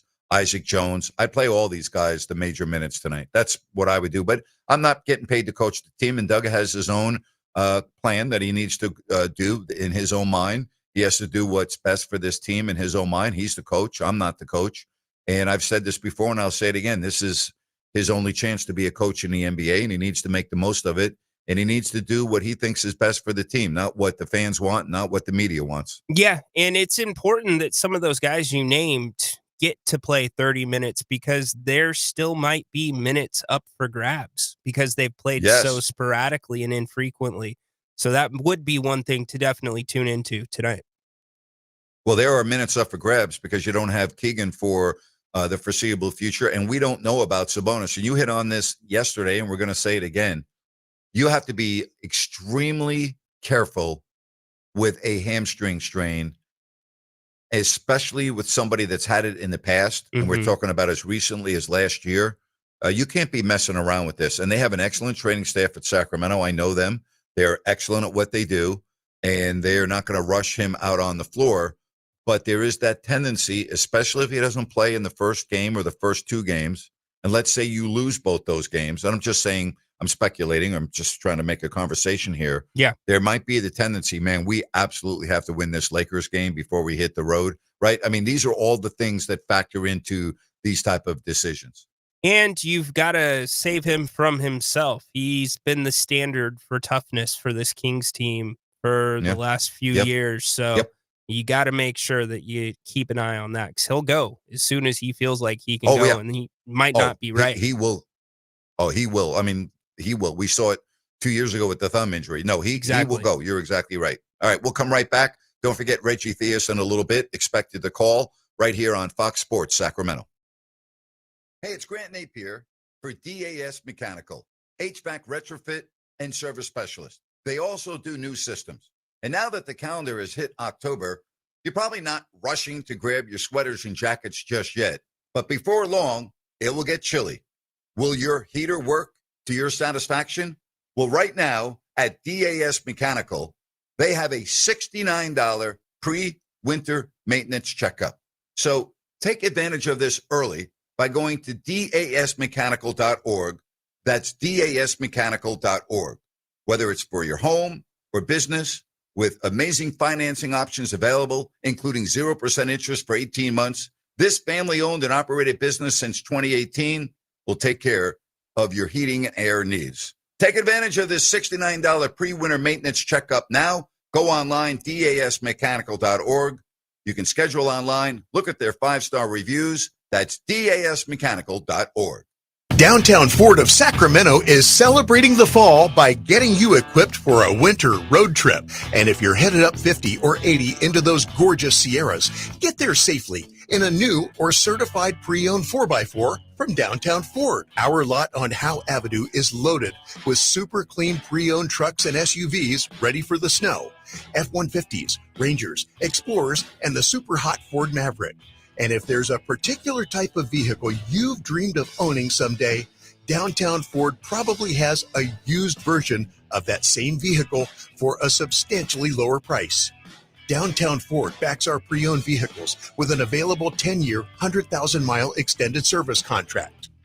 We're the oldest Ford dealership in California, and we're super proud of our heritage of providing great American Ford cars and trucks to the people of Sacramento for more than a century. Visit us online at downtownfordsacramento.com. The statewide special election is November 4th. All voters will receive a ballot in the mail and have several options to return their ballot conveniently, including a postage-paid envelope. You can also vote in person at any vote center and have access to your ballot in an accessible format, as well as receive assistance in multiple languages. Be sure to vote early and avoid the lines. Learn more at elections.saccounty.gov or call toll-free 1-800-762-8019. Tired of the same old routine? Need a place where the beer flows and the good times roll? Then head to Fieldhouse American Sports Pub, 1833 Fulton Avenue. Family owned and operated, so you know you'll feel right at home. Catch all your favorite games on 18 big screens while enjoying amazing food. And with 28 beers on tap, you're sure to find something you love. And don't miss everyday happy hour from 3 to 7 and again from 10 till close. Looking for more than just the game? Trivia Tuesday starts at 7 p.m. And there's Mario Kart and bingo nights for even more fun, too. There's always a blast happening at Fieldhouse. Whether you're looking for a place to watch the game, grab a bite with the family, or just unwind with friends, Fieldhouse is the place to be. Fieldhouse American Sports Pub, 1833 Fulton Avenue. Bring it to the house.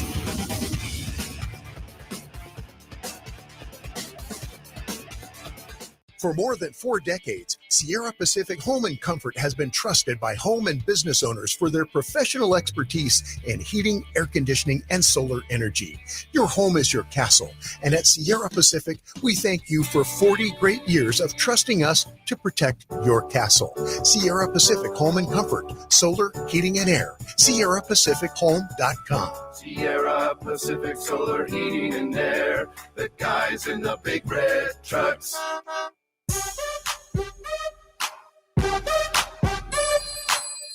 Hope you're on your way to a good weekend.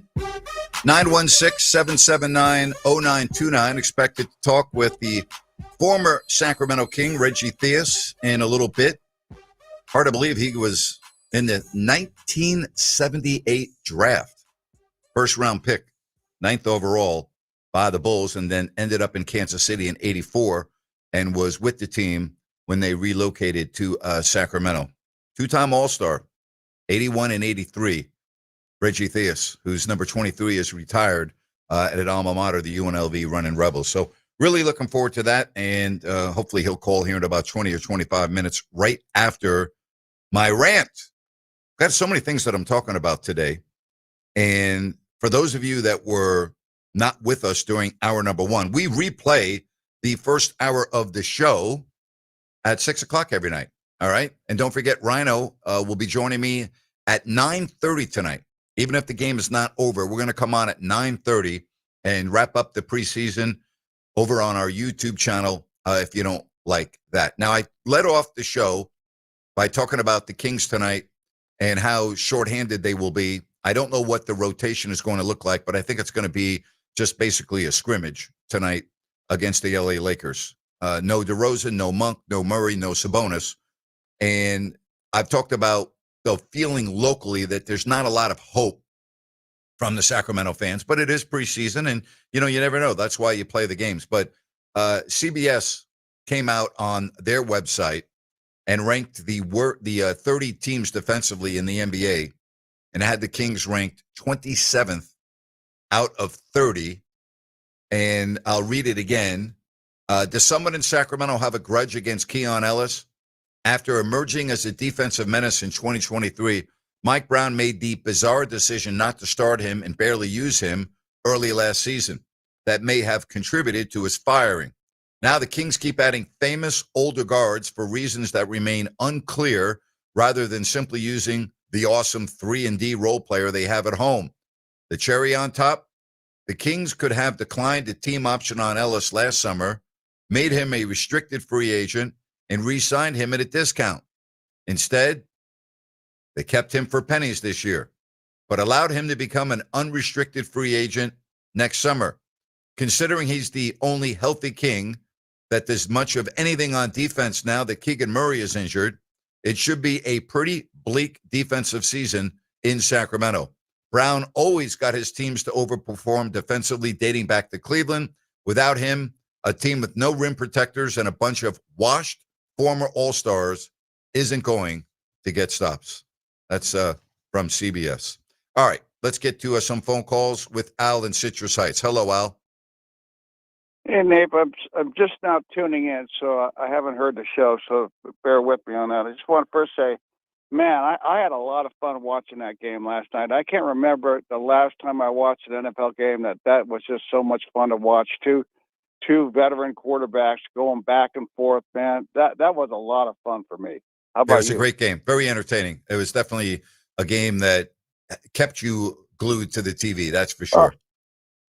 And you know, it's funny. Mike Tomlin was heated, man, by the Browns letting Flacco go to the Bengals. To the division. And he came back.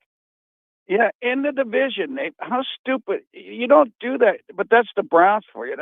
But he was. I think he even called out the move, which you normally wouldn't see. But he was frustrated, obviously, and it came. And boy, did that come to fruition. But yeah, you don't see. I disagree with you, and I disagree with Mike Tomlin. What the hell difference does it make that Cleveland let him go and ends up in Cincinnati? Joe Flacco's not going to be playing for that much longer. The Browns stink. The Browns don't care about the Bengals and whether they have success or not with Flacco. They have to do what they think's best for their organization. And if it makes them better in the future, considering that their year is over and they're not going anywhere, who cares? What difference does it make? It's not like Joe Flacco's going to be the quarterback for the Bengals after this year. When Joe Burrow comes back, he's the quarterback. So I don't understand why Mike Tomlin's upset. I don't understand why people have a problem with it. I don't have a problem with it. Well, I agree with you, man. I just think in the division, but you're right. You make perfect sense. And then I'd like to ask a couple questions about the Kings.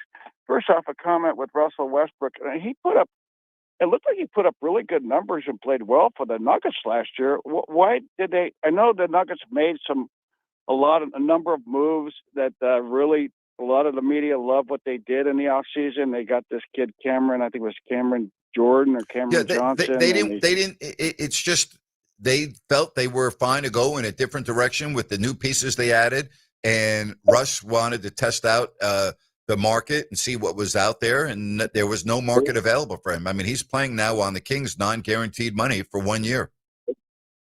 I know. I looked at, because you had a caller yesterday that was questioning, the Nuggets moves, and you told them to go Google it. Well, that's what I did, and boy, they shifted some pieces around. They got rid of Michael Porter Jr., I guess, and it's just a matter of like you said, going in a different direction and trying to, get back to the championship and get another trophy. So, well, here's the other deal. Don't you think Russell Westbrook's play would have been gradually improved playing with Nikola Jokic? And their frontline players, and we can go on and on. I mean, don't you think that being on the floor with Jokic is going to make you look a lot better?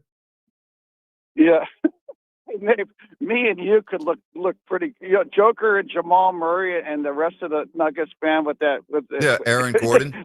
And you could look good on that, But I'm hoping that he can bring some, a little bit of gas left. And I just want to end my comment with, I agree with Dorian, man. I know the Kings are getting ripped at Zach Lowe, just crucified him, but I like Dorian's comments. I don't really buy into national media talking about my team locally. You know what I mean? I understand Lowe's a really respected, columnist, but I like Dorian's comments. I like the columnists who are really close to the vest, like maybe Sam Amick or somebody like that. So I'll just let you go. Well, Sam's not telling you to get ready to buy your playoff tickets. It's not like Sam is painting a rosy picture of the Sacramento Kings. I mean, no one is expecting this team to do anything, which probably is good for them because they're probably not going to be very good this year. And it's like, well, we told you so. Now, could they surprise people? Well, they surprised everyone 3 years ago when they won 48 games, but I just don't see it. I don't see it. The conference had a down year that year too. I just think everything's wrong with this franchise. I'm sorry. There's nothing that's going on that makes sense to me right now. Nothing. And it's I'm not a diehard, but I like the Kings. I feel for the Kings fans, and but anyway, I'm hoping, but maybe if it's really bad, hopefully they'll get the young guys in and get them some experience. And I hope they can figure out Keon Ellis. I love Keon Ellis. I don't get it, and I'm not really a diehard, but I love Keon Ellis' game. And man, Murray going down. Oh, anyway, thanks for taking my call. Have a good weekend. All right, take care. I have never really paid attention to the national media too closely when it comes to Sacramento because I would guess this. Like, I don't think Bill Simmons is sitting on the East Coast watching the Kings play at night. That's just my opinion. Could be wrong. And it's just one man's opinion. Zach Lowe, just one man's opinion.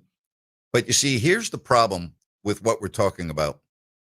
Is perception reality, right? What do we say about that? Perception isn't always reality. But in this particular instance, and correct me if you disagree with me or voice your opinion if you disagree with me, the perception of the Sacramento Kings league-wide is reality. It is reality, okay? Because the NBA world looks at Sacramento with a smirk on their face as a joke, as a team that you can't respect because of their ownership. And we discussed it with the story 3 weeks ago from the New York Times and what happened in Stockton with Vivek's daughter, Angelique. And we went into all of that. And it's just one thing after another, right? You should have learned when you first bought the team and you hired your head coach before you hired your general manager. And so fast forward to 2025. You already knew who your coach was going to be, and then you went out and hired your general manager. Rarely, and I mean very rarely, does that ever work. Okay? I'm sure you could find an exception somewhere down the road where a coach was hired before the general manager and it ended up working. That is the exception, not the norm. So when those around the country, when they talk about the Sacramento Kings, there's nothing that they look at that gives them pause for a moment to go, wait a minute, we probably shouldn't be very critical. They finally are doing things right, and they look like they've turned the corner. Nobody feels that way about Sacramento. Okay? I don't know of any individual that is respected, and when I mean respected, somebody that's been in the field for a long time that has respect from their peers. No one's complimenting the Kings. Nobody's saying, boy, what a great offseason. Right? Now, these individuals that cover the Kings, or excuse me, cover the NBA, they don't know anything about Nate Clifford or Max Reno, so they probably don't even remember that they're on the team, and that could be a bright spot moving forward. That could be like Okay, you can hang your hat on those two kids as you move forward during this year. But the perception is not always reality, but the perception from the national media, which has been ruthless on the Kings lately, is reality. It is the reality because you have the same feeling here in Sacramento. Correct me if I'm wrong here, right? You still love your team. You still hope that I'm wrong and that the national members of the NBA media are wrong. But in the back of your mind, you know that we're probably right and you're a fan. But if you take a step back and take your fandemonium out of the picture, you're like, oh boy, this could be a really long year, right? I mean, I deal with it every day on my podcast. I deal with it on social media. I deal with it right here.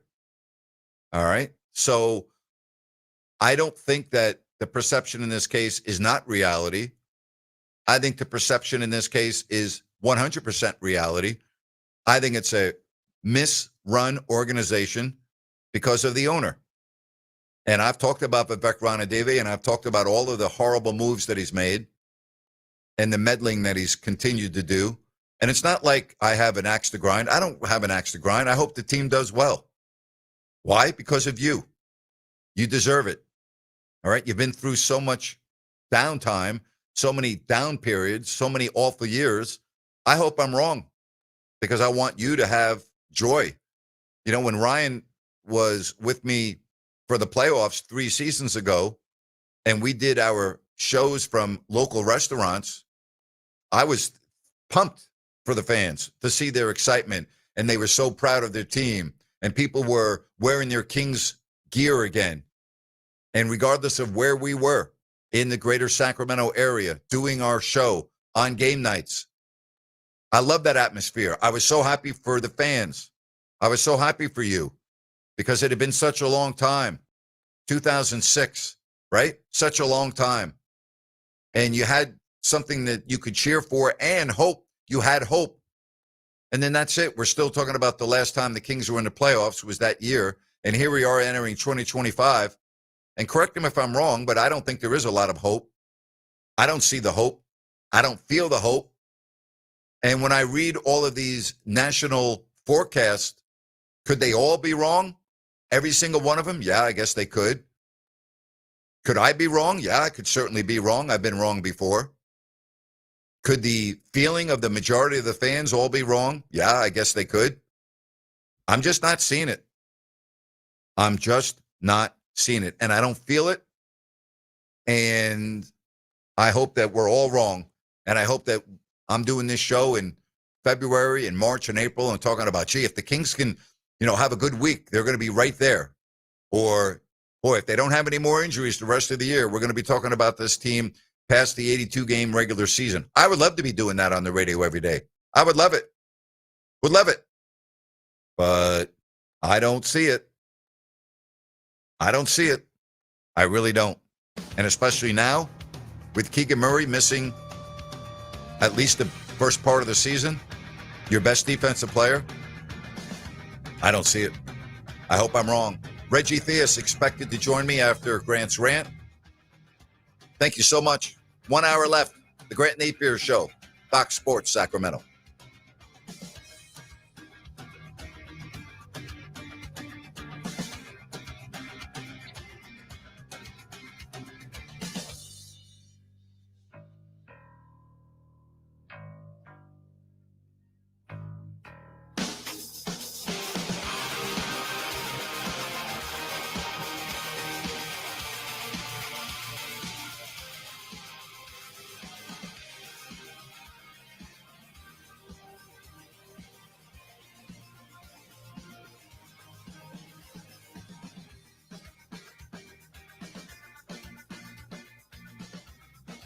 Fox Sports Traffic, taking another look at the roadways. Still got some problems out there. Don't forget about the weekend on-ramp closures on I-80 westbound at Capitol Avenue. There are going to be detour signs posted in that area to help you around there. Heavy rush hour delays throughout the entire Sacramento area, especially I-5 northbound, southbound, and between El Camino Avenue down to US 50. Cap City Freeway as well. You're running about a 30-minute drive time in between Top of the Town Freeway and 50 as well. With twice-an-hour traffic, I'm Andy Bass for Fox Sports Sacramento.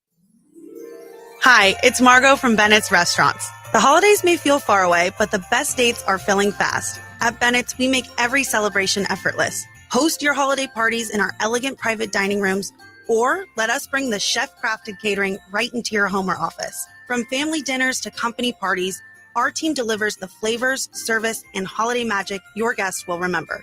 Secure your holiday celebration today with Bennett's at bennettsrestaurants.com. Homeowners, the 30% federal tax credit for solar and green energy ends December 31st. Let me say that again. The 30% federal tax credit for solar and green energy ends December 31st. If you've been procrastinating about your home's solar addition, stop. Call locally owned Gabroods Services and schedule your solar appointment today.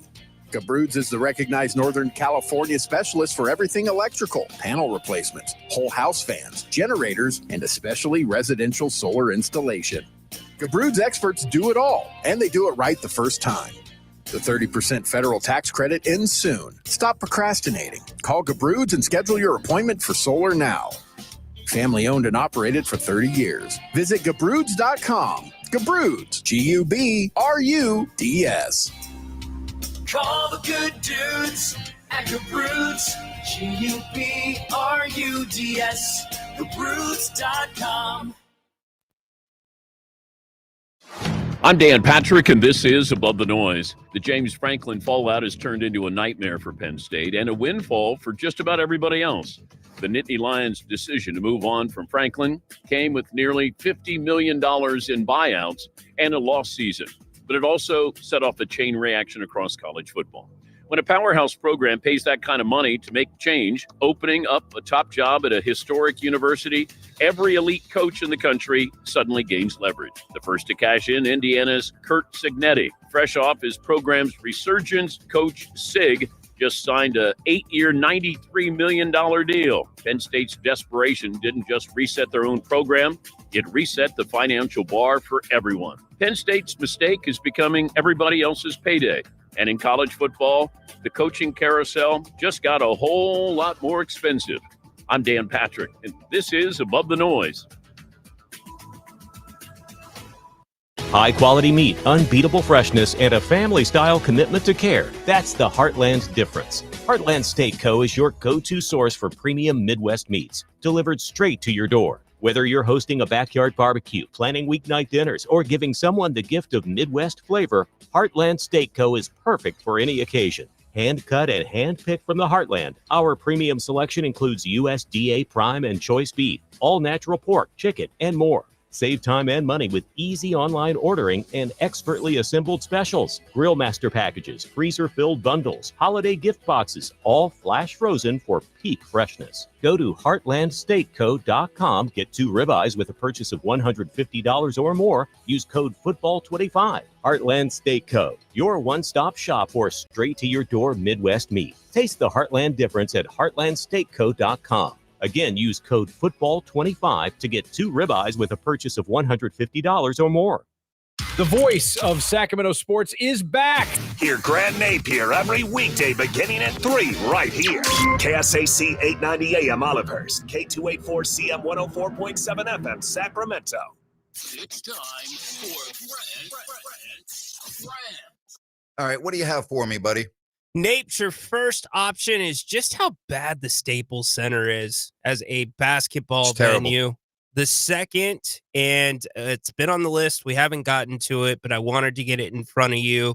LeBron James deciding to do the Decision 2, letting it hang out there for about one day and turning it into a Hennessy ad. And third and finally, not sure if this was on your radar, but there was a pocket knife that was found on the sidelines of the Kansas Jayhawks. They alleged that a Red Raiders fan, that's right, Texas Tech, threw it on the field. They submitted the Red Raiders video to the conference, which showed a staffer for Kansas dropping the pocket knife and a player picking it up and handing it back to the coach. They were fined $25,000 because of it. All right, I'm going to the wild card, and this is something that I want to talk about. So the Dodgers are very close to getting back to the World Series. And one of the main reasons is they have a unlimited payroll, okay? So we get that. But why is it that they have a pitching staff and they're starting pitchers that actually can pitch, and that it's not a problem to see Yamamoto go the distance? Do you know that that was the first complete game in the baseball playoffs in 8 freaking years? He threw 111 pitches. You know what? That's baseball. That's baseball. All right. You're starting pitching going 5 1/3 and having to take him out. That's not baseball. All right. How come we saw Yamamoto do it? How about Blake Snell the night before? Right? I mean, it's unbelievable. The first complete game by a Dodger in the postseason since 2004. But how come he can throw 111 pitches and Dave Roberts doesn't have a problem with that? The Dodgers don't have a problem with that. But Major League Baseball, oh no, you're getting up towards 80 or 90 pitches. You have to come out of the game. Come on. I hate that. It's one of the reasons why I've been turned off by baseball. What happened to starting pitching in Major League Baseball, right? Why is it that it used to be customary to go to a baseball game, particularly in the playoffs, and that if you were a fan of the Giants in Mad Bomb, or you were a fan of a team before that, you knew that your starting pitcher might go the distance, but it would at least get you to the 9th inning where you hand the ball to the closer. How often does that happen now? Like, how about rarely to never? So what happened the other night with Yamamoto and 111 pitches? I loved it. I loved it. Go out and win the game. He had no problem doing it. He was incredible. And it just goes to show you, yes, it can be done, but they don't allow the pitchers to do that anymore. And that's my rant for today. That's All right. a great question. What do you think about that, Rhino? I'm with you. I was shocked when I heard the 8-year stat. It used to be my memory for some of the great baseball playoff series back in the early 2000s. Guys going 7, 8, 9 innings. It's brutal. It's absolutely brutal. And the pitch count and the radar gun are so bad for baseball, particularly the radar gun. I've always said this. You know, the Tommy Johns of the world, the great Greg Maddoxes of the world, you know, guys that actually pitched. And there are some tremendous pitchers. Now, I don't mean to say that there aren't, but everything's about how fast do you throw the ball? How fast, how fast, how fast? And then what when you go to your changeup, well, what's the difference in miles per hour from your fastball to that? Yeah. I mean, and you know, one of the worst things you have at all major league ballparks right now are where you can take your, I say kid because mostly it's kids, although adults do it, and they have radar guns on the concourse and Stop. You know, Stop. What? Really? Oh no, absolutely. And you throw the ball into a target, and let's see how fast you can throw the ball. Sure, it's like that in ballparks, and you know you got kids. You know what? It's an epidemic in this country, right? Orthopedic surgeons will tell you it's Tommy John surgery on Yes. kids. It's Yes. awful, right? I mean, you see it all. It's ridiculous. It's absolutely ridiculous. Well, and I think that's part of the change, right? Because the kids and, you know, people that are trying to get their kids into baseball, and you have a good pitcher in your family, they're going to train to what the majors are doing and what colleges are Yep. doing. And if it's more trendy to be a strong 3 or 4 inning guy, then that's still going to continue into baseball. I remember when I was having this conversation with FP Santangelo and his son, FP Jr., he would not allow him to pitch until he was 16. He said, you're not pitching. Don't even think about it. You're not going to pitch. And what happens is you have to have a pitcher to play baseball. And unfortunately, a lot of these kids are completely mismanaged and they don't have the proper eyes on them.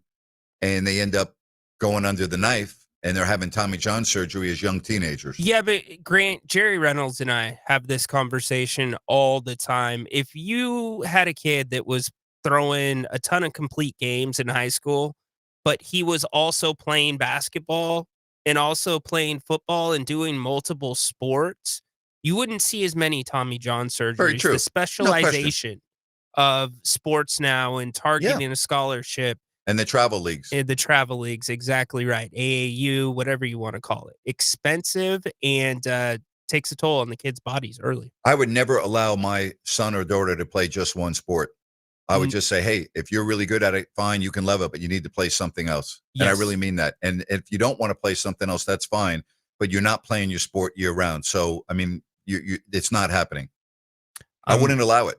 I think it's really bad. I think it's one of the worst things that's happened to sports in our country is the pressure for our young boys and girls to only play one sport and to choose one sport at an early age. I think that's the worst thing that's happened to youth sports in this country. Well, Grant, I really do. You know, I agree with you there. And that pressure has been there for 10, 15 years. Get a scholarship. That's how you're going to go to college. Now it's doubled. It's not just get a scholarship. Go make $1 million because of NIL. Yep. Look at the high school standouts. Look at our Folsom High School quarterback, right?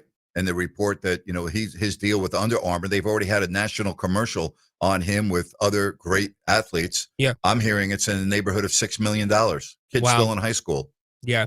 And what happened back in the day, or at least in my day, if you had a guy that was going to go to a major conference school, your team would get geared out by Nike. Whoever the college, if your team in college wore Nike, then they would take care of the entire high school program instead of taking care of just the kid. And now it's just moved on and on. I mean, when I see high school football players throwing out pitches at Major League Baseball games, you know, we've kind of gone a little too far. And I wonder where we're going to be 5 years from now. I wonder where it's going to be 10 years from now. Are we going to start having nil money in junior high school? Are we going to start having endorsement deals for the LeBron James of the world? And there aren't many of them, but I'm using that as an example. Who's in 7th grade, who gets a lucrative deal with one of the companies that we're talking about, Adidas, Under Armour, Nike. I mean, we can keep on listing them. Are we going to have a kid that's 13 years old signing an agreement that makes him a multimillionaire before he's even in high school? It's really interesting that you ask that. I did not ask Chris Landry about it off the air, but I did ask him about that with NIL in college. He thinks college is headed for a CBA, which means the athletes would have to form a union, also means that they would be independent contractors rather than employees because universities don't want them to be employees. So I think you would probably lean more towards state by state legislation on that. And all right, let me ask you this. If we talk about football, what about the backup left tackle? What about the backup linebacker? You need a football team. So on all football teams in college across America, a very, very small percentage of them ever go on to play in the NFL. And the money that attracts players to universities are normally for the frontline players, quarterback, wide receiver, running back. Yes, there are linemen that are very good, but the point I'm trying to make is, like, can you go to college now and actually get an education and play Division I football? Yes. I think it's what the backups do, you know, but still that's where the transfer portal comes into play. And like, we're talking about for me, we're talking about when you transfer, how it affects athletes as they grow throughout college because you're in different programs. What about the academics, Grant? Think about transferring your credits from a state school in California to a university in Alabama. Like, it just makes it that much more difficult to get your education. But for those players that are genuine backups, your education is what you get, most likely. Hopefully. All right, if you want to get in on this conversation, 916-779-0929. I have a text message out to Reggie, see if he's done with his meeting and can call us, and hopefully that will happen soon, and we will get him on. It says, Grant, will the term student-athlete mean the same with these rules?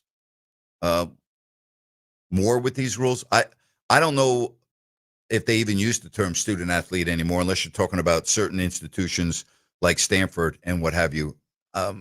Listen, I would love to think that you can go to a big time school and play sports and still get your education. But I think as a society, and I'm generalizing now when I say this, as fans that watch college football and college basketball, how often do you think about what is going on? Are these students going to class? Are they graduating? Are they getting an education? What are the players that are the backups doing when they turn 30? Do they have a career? Do they have an education? Do we even think about that? No. People turn on college football. We are talking about college. We are talking about universities. What are they there for? Right? Are we even does that even matter anymore, Ryan? Seriously. No. It just I don't know where we're heading. I really don't. You know what? You just brought up an excellent point. You remember when you tune into a broadcast and they tout the graduation rate for a program? When was the last time we heard about a graduation rate while watching a game? I don't ever recall it. Yeah. I mean, I don't know. It's it's been a long time. A lot of these big Division I schools, the teams you see in the top 25, the kids are never on campus, the players, unless it's for sports reasons. A lot of classes are taken online. That's all changed since COVID. So it completely changes that experience. When we were in college, you're on campus all the time. You're attending class, you're sitting in the front row. You're not at practice, you are in study hall, or you are meeting with tutors. That's all done completely different behind the scenes now. And I think student athlete, as you said, and as the texter said, it's gone. You're a Okay. professional Hey, athlete. Reggie's going to call now, so I'm going to take a break so I have more time with Reggie, and that's coming up next. Reggie Theus on Fox Sports Sacramento. Fox Sports Traffic dealing with quite a few issues across Sacramento area, Cap City Freeway, westbound at El Camino Avenue. We got an accident blocking the shoulder through that area. Give yourself a couple of extra minutes to work your way through there. Some heavy rush hour delays. Mixed in with that, we got some big backups. I-80 eastbound at Childs Road. That earlier disabled vehicle still off to the shoulder as well. You're still dealing with about a 35-minute drive time. With twice an hour traffic, I'm Andy Bass for Fox Sports Sacramento. Downtown Ford of Sacramento is celebrating the fall by getting you equipped for a winter road trip. And if you're headed up 50 or 80 into those gorgeous Sierras, get there safely in a new or certified pre-owned 4x4 from Downtown Ford. Our lot on Howe Avenue is loaded with super clean pre-owned trucks and SUVs ready for the snow. F-150s, Rangers, Explorers, and the super hot Ford Maverick. And if there's a particular type of vehicle you've dreamed of owning someday, Downtown Ford probably has a used version of that same vehicle for a substantially lower price. Downtown Ford backs our pre-owned vehicles with an available 10-year, 100,000-mile extended service contract. We're the oldest Ford dealership in California, and we're super proud of our heritage of providing great American Ford cars and trucks to the people of Sacramento for more than a century. Visit us online at downtownfordsacramento.com. Hi, I'm Ryan Blaney, a third-generation race car driver, and I dedicate a lot of my time going fast. But when my grandpa was diagnosed with Alzheimer's, it was a very unexpected bump in the road for us. It's important to notice if older family members are acting differently or having trouble with routine tasks. Early detection of Alzheimer's can give your family time to explore support services and access available treatments. If you or your family are noticing changes, it could be Alzheimer's. Talk about seeing a doctor together. Visit alz.org/time to talk. A message from the Alzheimer's Association and the Ad Council.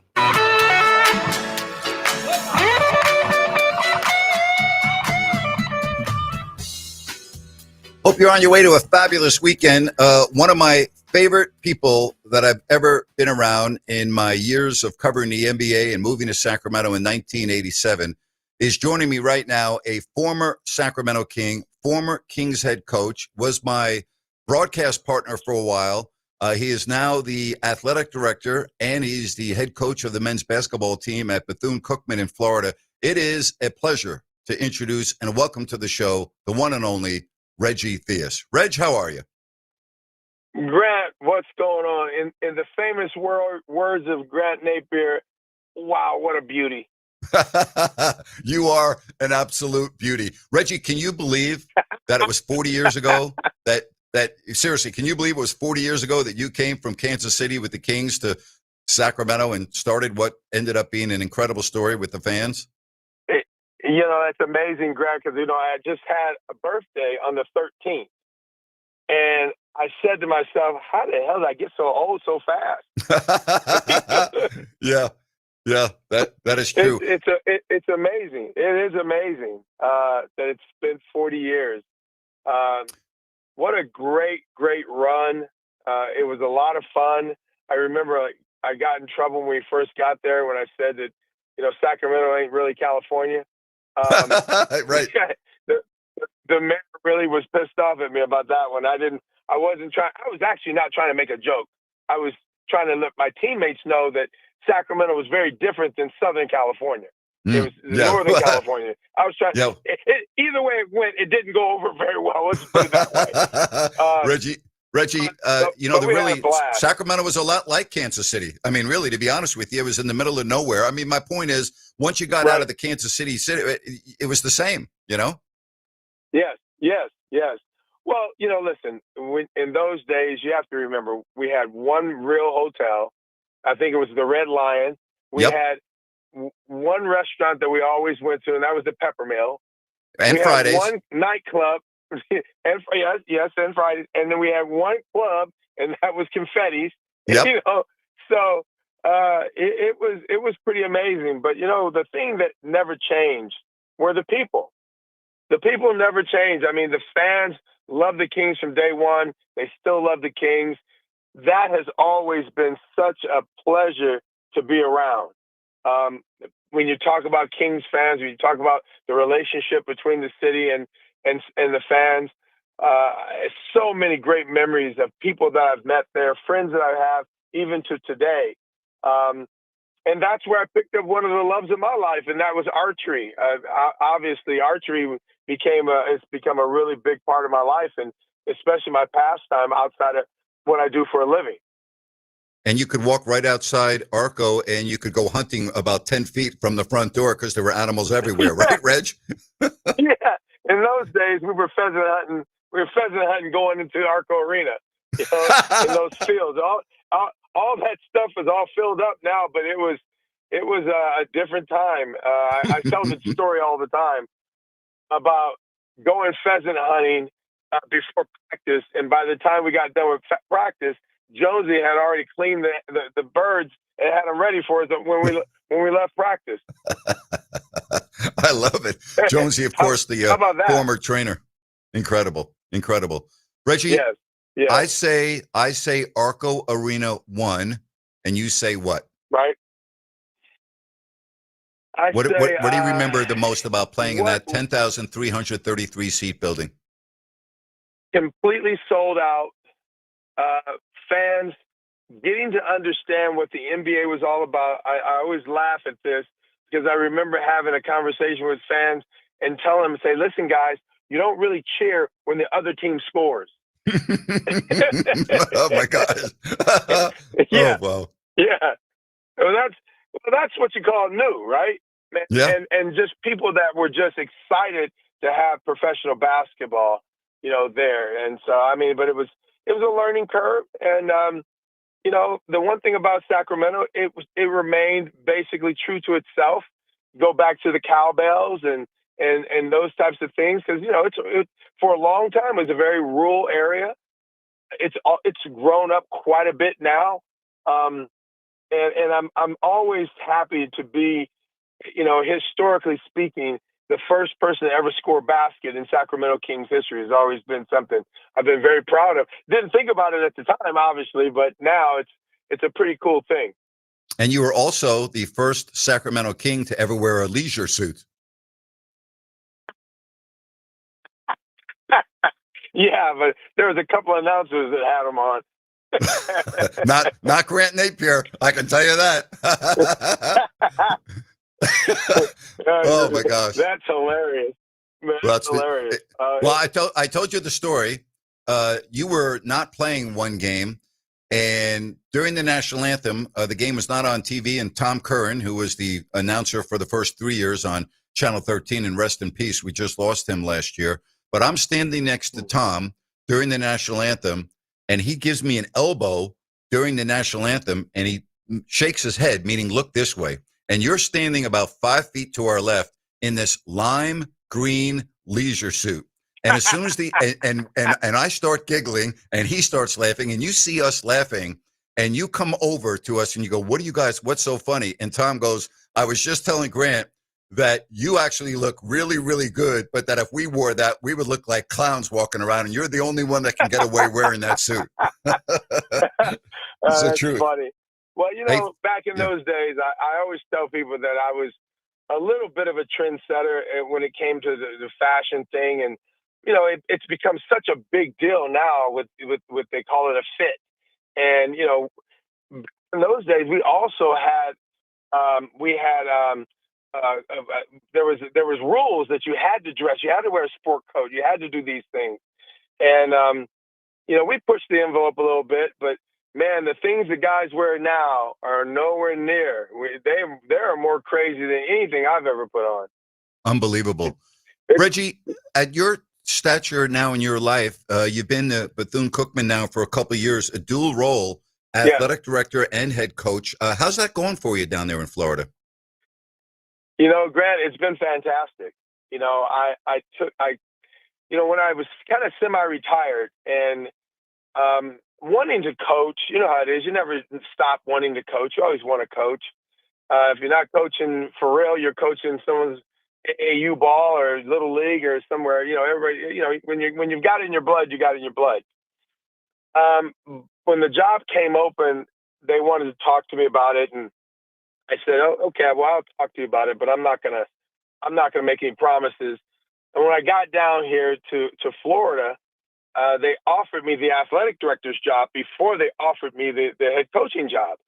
And when they offered me the athletic director's job, it kind of scared me. It got me my juices going.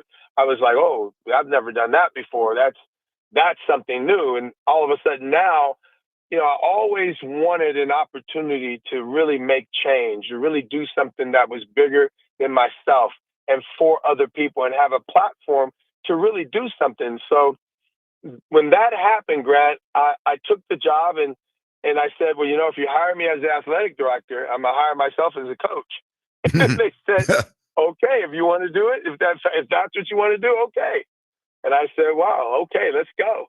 And this is my 5th year since I got here, Grant. I've built, I talked about having a championship culture here at Bethune-Cookman.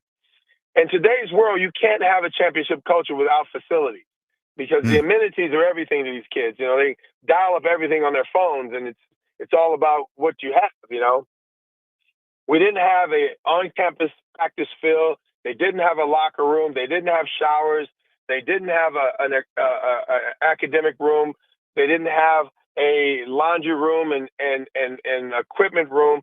And in 4 years, going into my 5th year, I've built them through the school and through donations, on-campus football field, locker room, showers, and I'm working on a building that has academics in it and a laundry room and equipment room. Wow. It's been a great thing for me to be able to do and know that I've accomplished something for this university. And I always say that, giving is something that you can do either by self or the money, that if you have the type of money. Right now, I still need a couple $1 million to finish the project. And so I'm always trying to fundraise. I'm always trying to put it out there that if anybody wants to help an HBCU, especially someone that, is part of the family, I'm really trying to do some things for these kids here at Bethune-Cookman. Reggie, I look back at your career, if you want to talk about growing up in Inglewood or going to UNLV, where you've had your jersey retired, being drafted by the Bulls and experiencing the All-Star game twice and all the accolades, coaching, both NBA, college, broadcasting NBA games, being an actor, hang time. I mean, you look at your life and, I'm not asking you to brag about yourself, but man, you've lived a pretty charmed life, man. It's been a pretty good ride for you, Reg. You know what? And that's what I was talking about when I was just speaking about doing something bigger than myself. You know, obviously my family means a lot to me.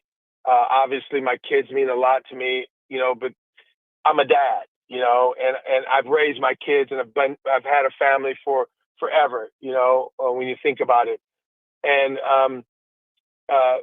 now at this point in my life, after I've been able to do so many things, for me to be able to be here in this capacity and really do something significant for a place that really needs it. We're a private HBCU. We don't get state money. You know, it's a school that really needs, you know, help. And when I got here, Grant, we were as a basketball coach, they picked us to come in last 2 or 3 years in a row. Last year, we came in third. This year, we're picked to win the conference. Wow. You know, so, you know, things have moved. Our football team have won 2 games, you know, 4 years in a row. Now, this year, we've won 2 games, and we have 2 games at home that we could potentially win. So this, you know, we're looking for some big things to happen, and hopefully it will. Our baseball team just won a championship, SWAC championship, and just came from volleyball games. I mean, the crazy part is going to all the sports. We have 14 sports, Grant, and I have to go pretty much to all of them and support everybody. That's amazing. You know, so that makes it a little different. Boy, I would say so. That makes it a lot different. Reggie Theus joining us. I want to go back to Sacramento in 1985, coming from Kansas City and playing in front of those fans, as you said. So, I mean, there's so many stories, there's so many memories, but like in a nutshell, when I ask you to reflect back on your experience of being with the Sacramento Kings, what's the one thing that always comes to your mind? Honestly, you know, coming there in the beginning and growing, the city and us all growing up together, you know, building together, and that camaraderie, you know, that family atmosphere. You know, I don't think there's anything, and you know, the group of guys that were here first, you know, half the team were still very, very like best friends. Yes. Like we still keep in touch with mostly everybody. Yes. And that's amazing because that doesn't happen in the NBA. So it was like a family. The fact that we had that, yes, and that is what endeared us to the community and the community to us.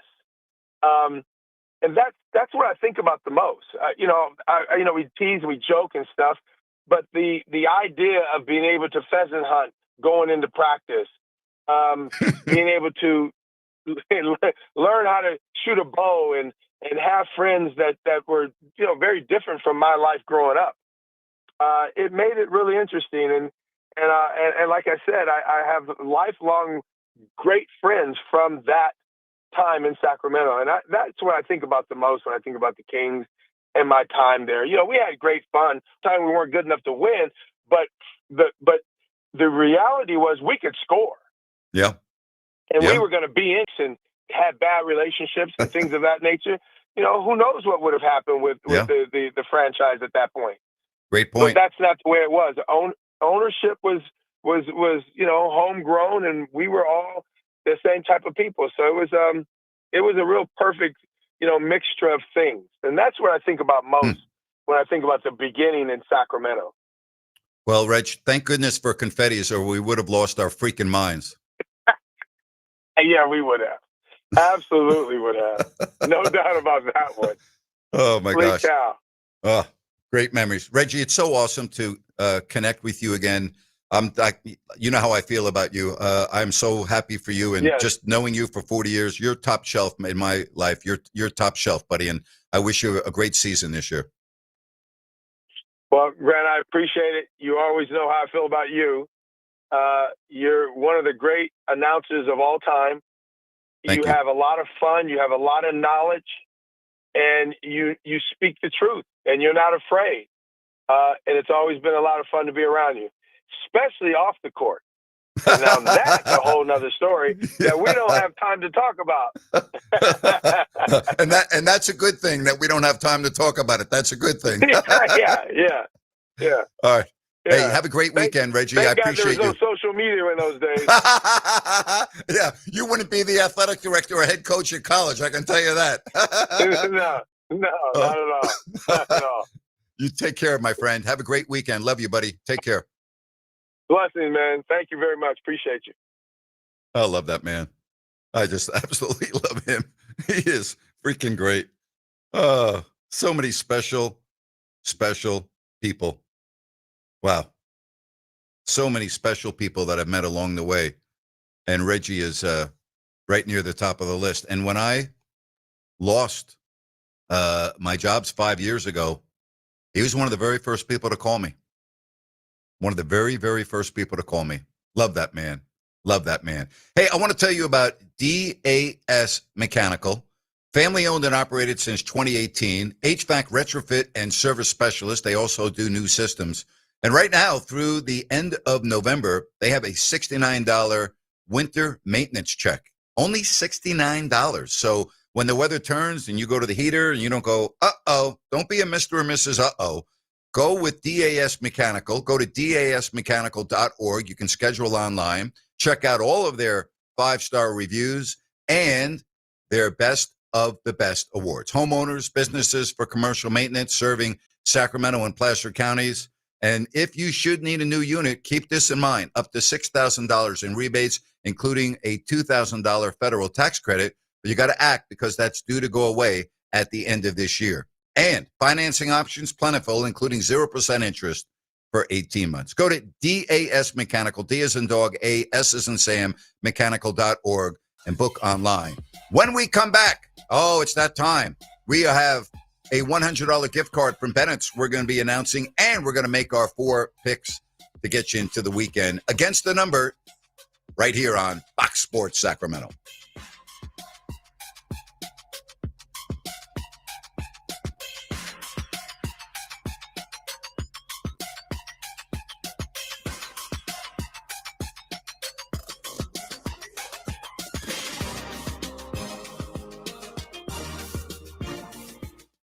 Fox Sports Traffic, taking one final look at the roadways. We're still dealing with a couple of problems. One is an accident on the Cap City Freeway westbound at El Camino Avenue off to the shoulder. You still got stop-and-go traffic pretty much throughout that entire area. Just a reminder that we still have that weekend on-ramp closure throughout the entire area, so give yourself some extra time. Disabled vehicle off to the shoulder of I-80 eastbound at Childs Road, still trying to be wrapped up. Still heavy rush hour delays. With twice-an-hour traffic, I'm Andy Bass for Fox Sports Sacramento.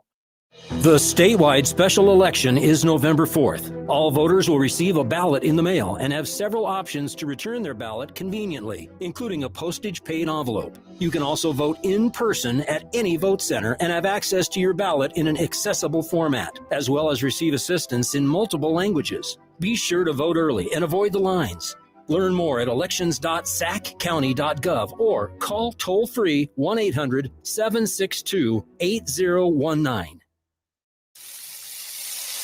Looking for the perfect spot to watch the game and enjoy amazing food and drinks? Look no further than Fieldhouse American Sports Pub. Family owned and operated, Fieldhouse is passionate about creating a fun, welcoming atmosphere for everyone. Spice things up on Tuesdays with Taco Tuesday. Buy any order of our delicious tacos and get a refreshing margarita for just $6.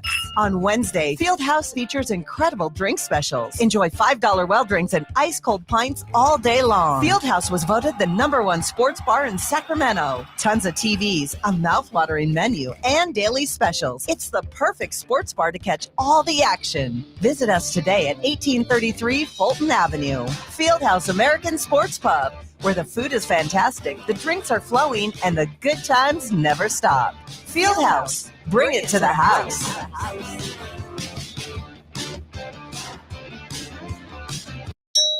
Hey, come on in. Hi, Jack, in our subdivision? Yeah, I saw your Suburban out front, so I thought I'd see how your kitchen and bath remodel was going. We're delayed. Oh, watch your step. Waiting on subs. Contractors? Yeah. Oh, so you didn't go with Kitchen Mart? No, why? Nothing. That's just why we went with Kitchen Mart. They don't use subs. No subs? No subs? You know, with the exception of something very specialized, Kitchen Mart does everything in-house so they can finish on time and on budget. So your cabinets, countertops, plumbing, drywall, electric, and your contractor pulled permits, right? That's the law. Was he sub Supposed to? You mean supposed to? What'd I say? Sub. Sub? Sub. Remodeling your kitchen or bath? 20,000 ecstatic customers agree. No subs means Kitchen Mart's in-house designers, craftsmen, and installers do it right and finish on time and on budget. Kitchen Mart, with 2 showrooms in Sacramento and Rockland. Call 362-7080 or go to kitchenmart.net for a free home appointment. Kitchen and bath, no one does it better than Kitchen Mart. The most trusted name in kitchen and bath remodeling since 1976. Downtown Ford of Sacramento is celebrating the fall by getting you equipped for a winter road trip. And if you're headed up 50 or 80 into those gorgeous Sierras, get there safely in a new or certified pre-owned 4x4 from Downtown Ford. Our lot on Howe Avenue is loaded with super clean pre-owned trucks and SUVs ready for the snow. F-150s, Rangers, Explorers, and the super hot Ford Maverick. And if there's a particular type of vehicle you've dreamed of owning someday, Downtown Ford probably has a used version of that same vehicle for a substantially lower price. Downtown Ford backs our pre-owned vehicles with an available 10-year, 100,000-mile extended service contract. We're the oldest Ford dealership in California, and we're super proud of our heritage of providing great American Ford cars and trucks to the people of Sacramento for more than a century. Visit us online at downtownfordsacramento.com.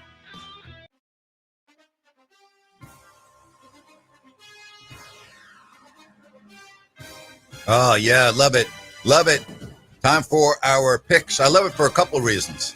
It means that we're almost to the weekend, and we're talking NFL football. Ryan, who is the winner of this past week's 4 picks and getting a gift card courtesy of Bennett's Restaurants in the tune of $100? Napes, we had 3 tied at 3-1. Chris Jones, Peter Anderson, and Scar Minotti. I just posted a picture on my X page to show you this is a fair drawing. The winner is Chris Jones. What's up, dude? You just won a $100 gift card to Bennett's.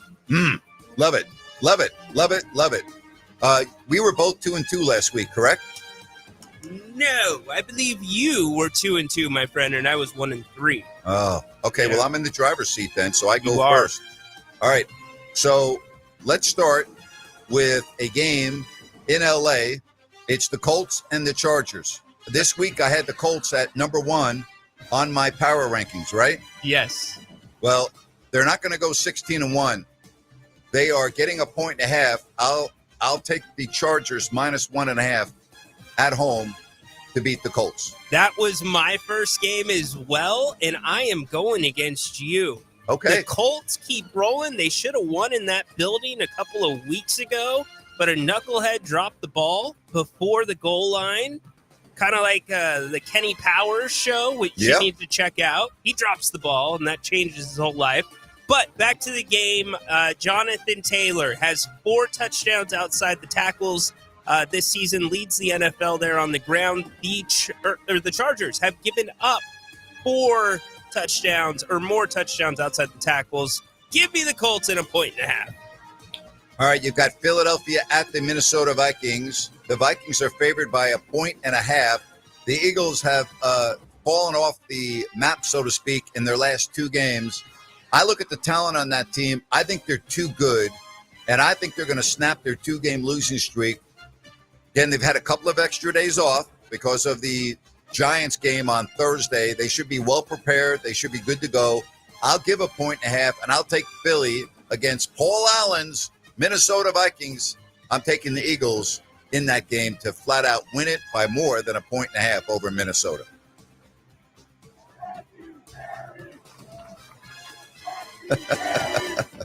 Just in advance. Hey, Jerry, thank you in advance for this win. I am going the Commanders. Can you believe that the Commanders, I believe, are getting points in Yes, Dallas? 1.5. How about that? I think Jaden Daniels gets back on a roll. I do think that Dallas will score a little bit. It will be high scoring, but Commanders, tough loss last week. They had the grasp of an interception that would have been a pick 6 for the win. I'm going Commanders over Dallas. Well, that was my next pick that I was also going to go in that same direction, but I'll go now in a different category, and I'm going to look at this game right here. It's the Saints at the Bears. Okay. Teams that win on Monday nights normally struggle a little bit the following week. The Saints are getting 4.5. I'm not so sure they'll win, but you know what? I'll ride with the Saints in this game. Give me the 4.5, the dog on the road at Chicago. All right. Noted and written down. Man, I am going Seahawks.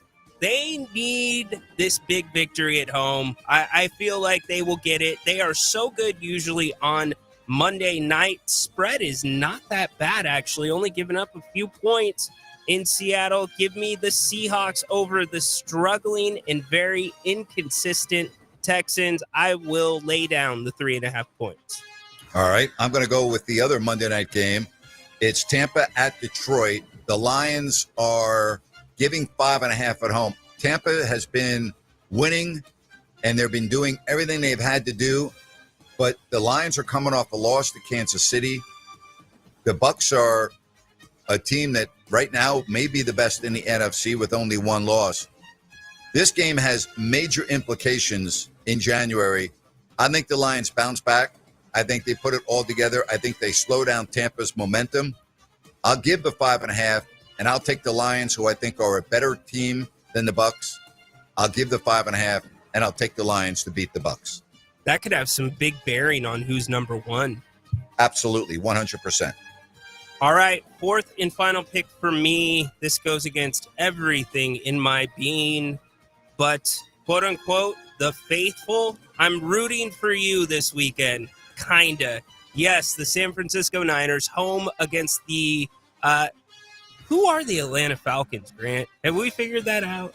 No, we haven't figured that out. And the fact that they won and the way they won on Monday night against Buffalo, I think the Niners are going to win this game. I just think it's a stumbling block game for Atlanta. And the Niners get George Kittle back, so thank goodness for that. Indeed. So give me the Niners Sunday Night Football minus 2.5. All right, so those are our picks.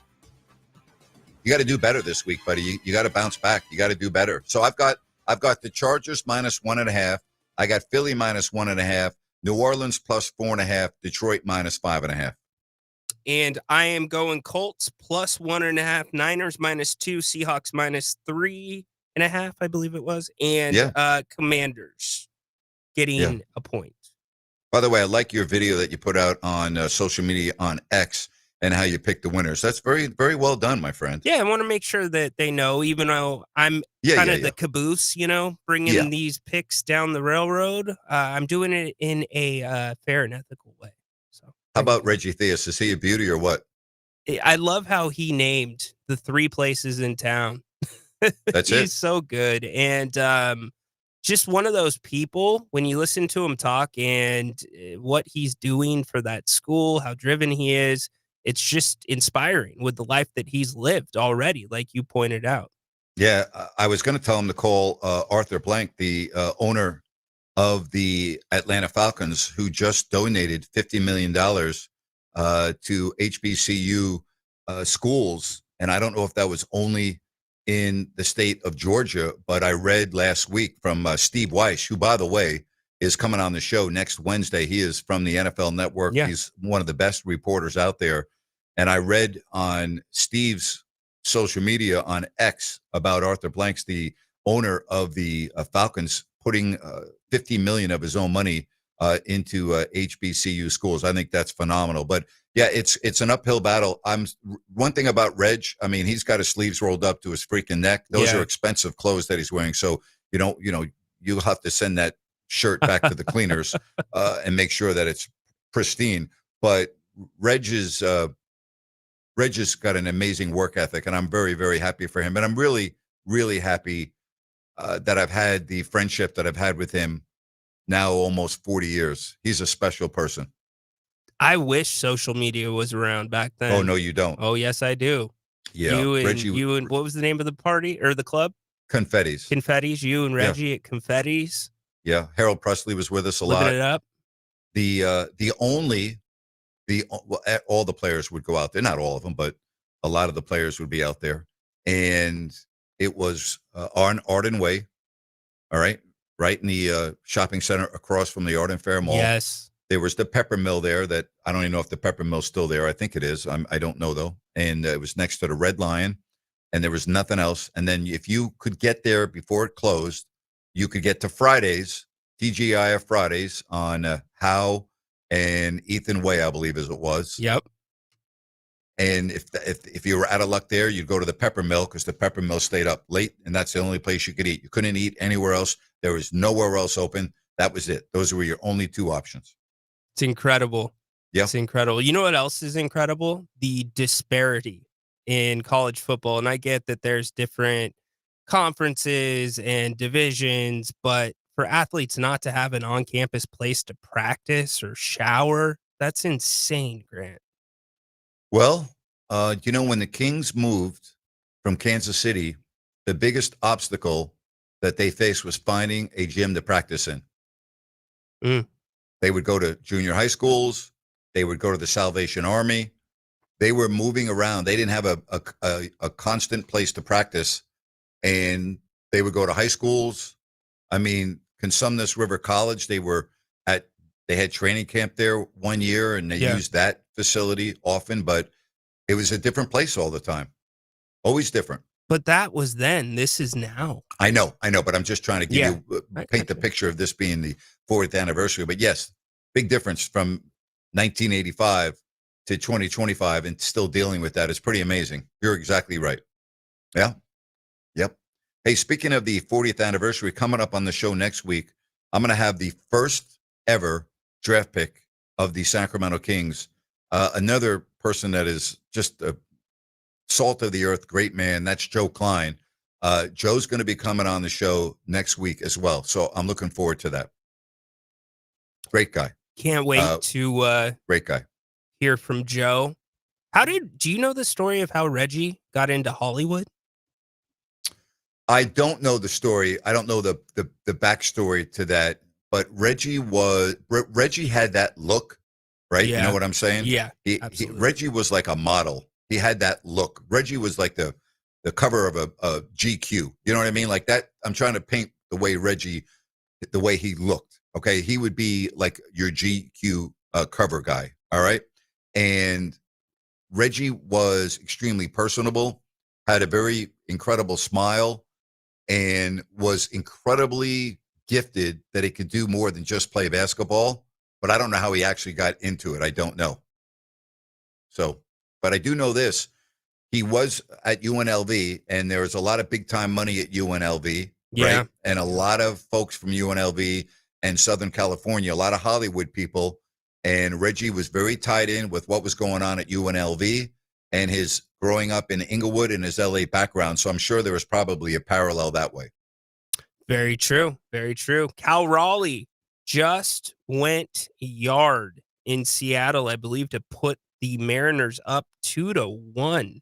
2-2 now. Tied it up, actually. Yeah, it's 2-2. It's a heck of a series where home field really has not meant anything. It's the bottom of the eighth and tied at 2-2 with the series, all right, going back to Toronto for a game 6 and, if necessary, game 7 with the 2-3-2 format. How about that, huh? It's pretty cool. I'm not a big baseball guy. I do like the playoffs, but I love Seattle just as a city. I wish they still had a basketball team, but not ours. Glad we kept ours. So I hope for the fans that they're able to get past the Blue Jays and get a World Series. Yeah, I think you look at the fan base up there, beautiful city, great stadium. Toronto's had that success being on the big stage and winning the championship. I got to believe this is going 7 games. I got to believe this series is going the distance. I really do. If you want to follow us tonight, please do so over on YouTube beginning at 9:30. Rhino and yours truly will be on at 9:30 before the Lakers-Kings game is in the books. So we'll start the show tonight at a firm time of 9:30, get you through the fourth quarter, and kind of give you our wrap on the preseason. So that is coming up tonight at 9:30. You know, speaking of Toronto and winning the World Series, they've had quite a history. You know, before they played, this is a story you may like, you may not, I don't know, but it was the summertime, and the Blue Jays then used to play at Exhibition Stadium, right? They had Lloyd Mosby, who's one of my favorites, local kid, center fielder, Jesse Barfield. Like, they had a really good team. But anyway, I want to say it's either Memorial Day weekend or 4th of July weekend, but it was a holiday weekend. Mm-hmm. And we're hanging out at our pool at our apartment in Bowling Green, Ohio. And George is from Guelph, which is a suburb of Toronto. And George is a Blue Jays fan. He knows what a crazy, sick Yankees fan I am. He goes, Napes, you want to go to the game? I go, what game?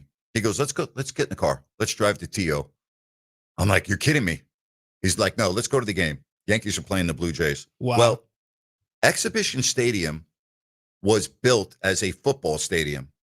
And so if you can just picture where the left field bleachers would be, okay, instead of, or not bleachers, the stands.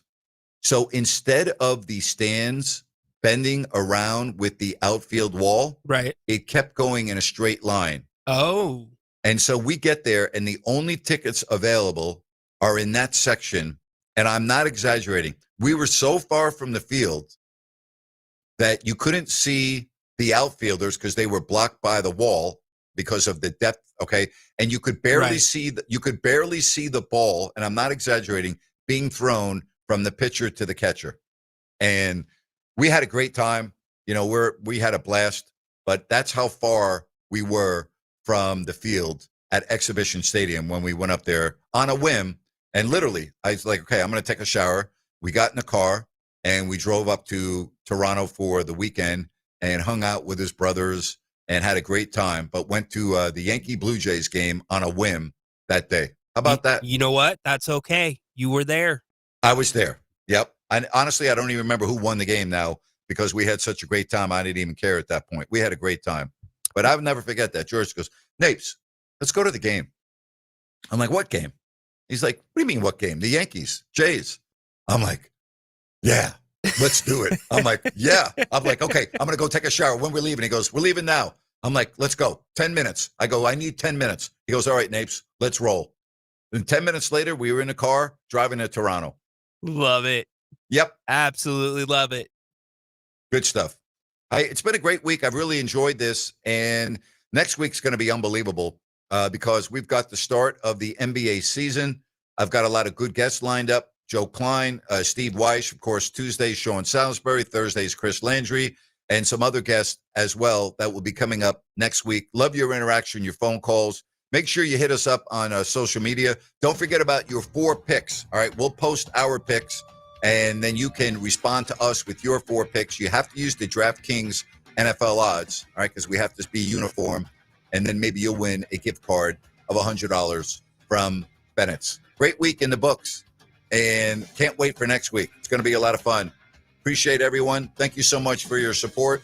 My thanks to Reggie Theus for joining me on the show today. My thanks to Rhino in Sacktown for doing all of his work and his double duty with covering the Kings out at their practice and being my wingman, so to speak. I appreciate him. And to all of you, have a great weekend, everybody. Stay safe. Watch all the games, and then come back and talk about them. 3 o'clock Monday, right here on Fox Sports Sacramento. Bye-bye.